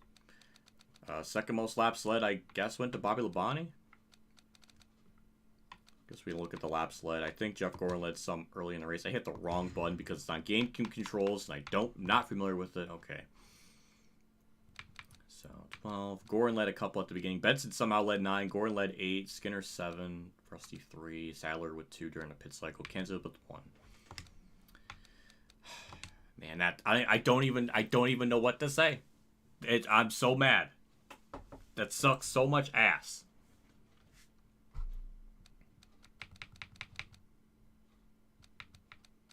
A lot of cars lap down though. 17 on lead lap. Michael Darrell Waltrip 19th. That's actually pretty good for him. So yes, 267. Okay, so a lot more were trapped a lap down than I thought. So we only had 11 on lead lap. I don't know who Labonte was about to pass at the end. I don't think it was Park because it was a lap down. It wasn't a yellow car, so.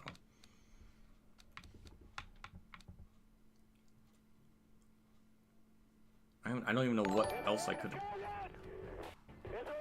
Same shit, different year. Yeah, that's true. Oh my god. Did I just pull a Tyler Reddick? I guess, somewhat. Well, thank you for the $1. Oh, man. I got that 23XI. I do. That's basically what cost it. I guess. I mean, a lot of that would not have happened had I just had a normal pit stop. And it would have been like 2 seconds out. I mean, I still would have had to make up ground, but I wouldn't have had to push as hard. I would have gotten a lead lot quicker, then I could just back down on driving so hard, but yeah. But then there's the engine being orange, which I don't even know how, or yellow, which I don't know how much that affected me. I might have lost, I think I lost 4/10 of time from that, but I don't know. There's a lot of weird factors that I didn't really foresee. But that's how fucking tough that this track is. Like, you have to go that hard on the RPMs. You have to, well, I guess you don't have to push it that hard, but, like, you have to go pretty damn hard, like, almost the entire way. The AI are just so insane here.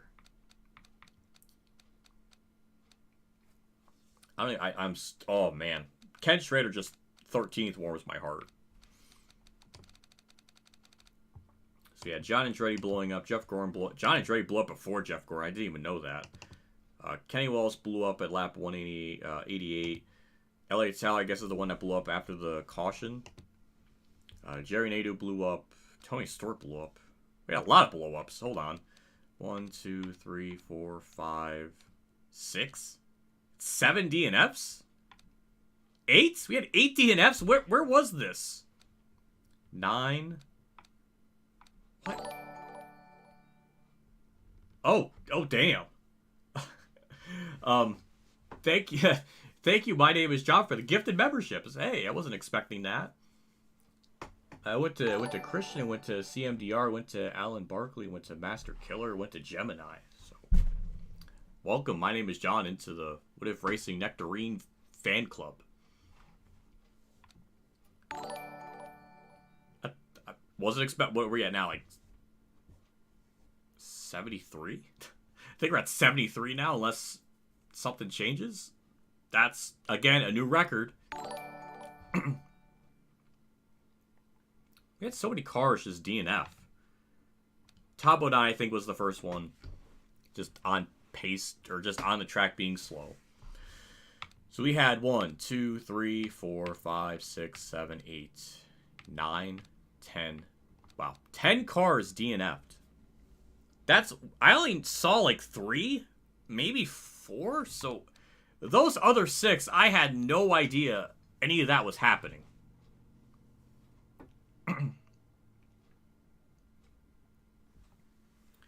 I don't even know what to say with that race. It really annoys me how that played out. I really want I don't even know. I don't even know what is going on my phone.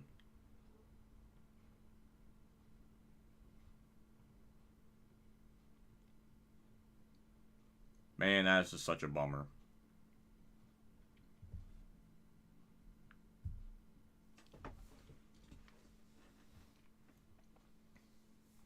Got there emojis for fan club? There is. When you're a member, you get emojis. But that's gonna sting. That's gonna sting for like 2 days. I don't even know what I could say. I don't even know what to think about it. I don't know what else I could have done differently. I mean, other than hitting the fucking wall once, like everything else, I ran pretty clean. I only hit people like what 3 times.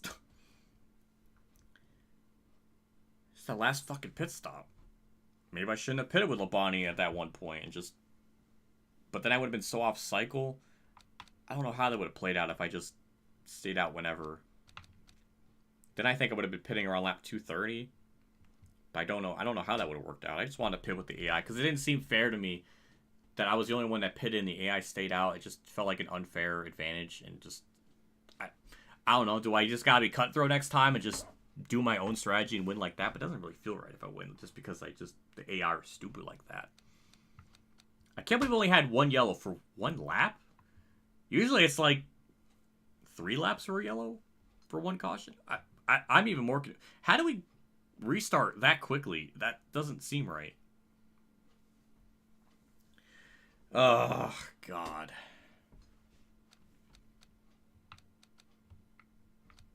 I don't even know what do I do next time. When did the engine even turn yellow? I have no idea. I checked with like 50 to go, so it could have happened any time before then, so do I have to lower it? I don't know. I feel like I probably would have won it even without it, because it was still running really well. Man, maybe it did. It's so fucking hard to figure out. So much to think, so much to theorize. This race had so many layers to just think about.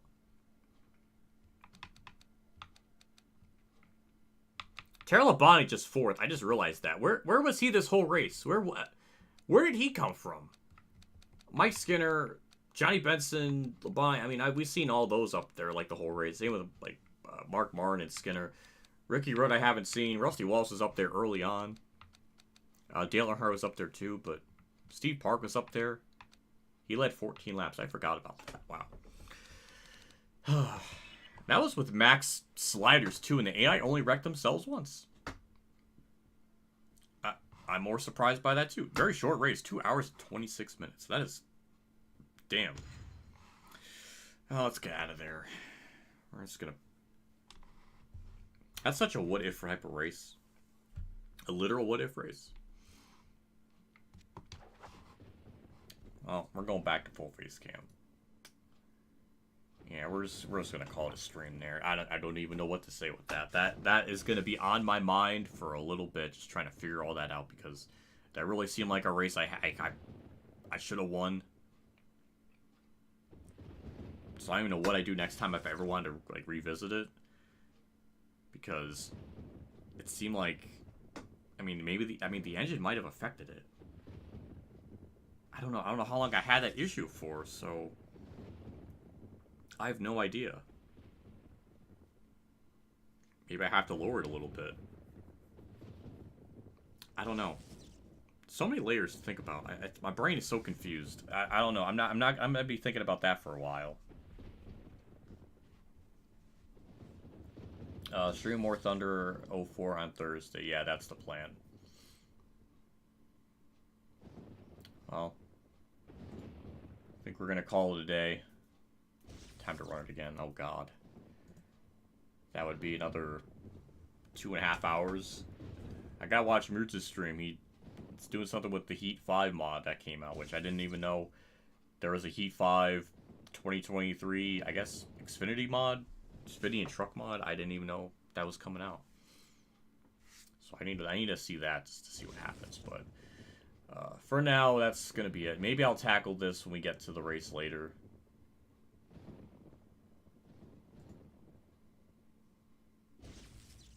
Or not later, just another time, maybe for the the Vegas fall race. Maybe, I don't know. I don't know what I want to do with that, but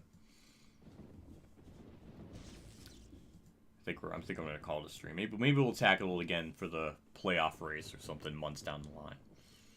I don't know. Anything I've learned from this game is that, yeah, like almost every track is freaking difficult, so I can almost do a stream on this game like anytime I want. But yeah, I'm done. Thank you for the super chats and stuff throughout the stream. I am still blown away that there's so much, or so many. Disco Inferno with the 10. Maxi Link just tipped 69.69. NASCAR 48 was a member for 39 months. Jordan Clark with the 3.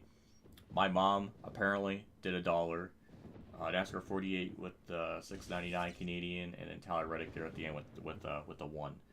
So, thank you as always. I appreciate that.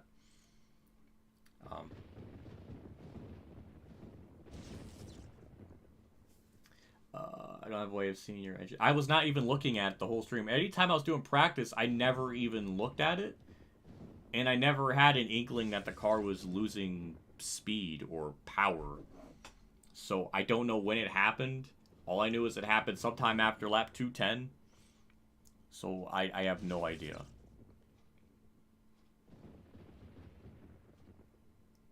So I have no idea. Maybe that was why when I pitted with like 40 to go, I mean that's why I wasn't really gaining or pulling away from Bobby Labine like I was doing to every other second place car the whole race. Maybe it did affect it. But at the end, that was all that was all tire wear. That was all tire wear at the end. I felt it. It just would not turn. So I didn't have as much speed, but then I also didn't have tires because I had to burn through them. A lot of it just because the freaking pit crew fucked it up so much. So I'm gonna blame it on that. If I didn't have the pit crew mess up, make me lose like 2 seconds during the pit stop, then I would have had at least not as far back to make up, and the finish would have been relatively close. I would have won by like 3.3 tenths or something to 100, so it would have been still pretty close. So I don't know. I'm annoyed how that played out, but I'm gonna go and watch Moves' stream. So I will see you all in another stream, another video and stuff. Thunder 03 season mode debuts tomorrow. I don't know how often those will be up. I'm hoping every Tuesday and Friday and maybe Sunday. I don't know how I want to structure it, but I'll figure it out. But that's it. I'm done. I'll see you all in another stream and all that, and take care.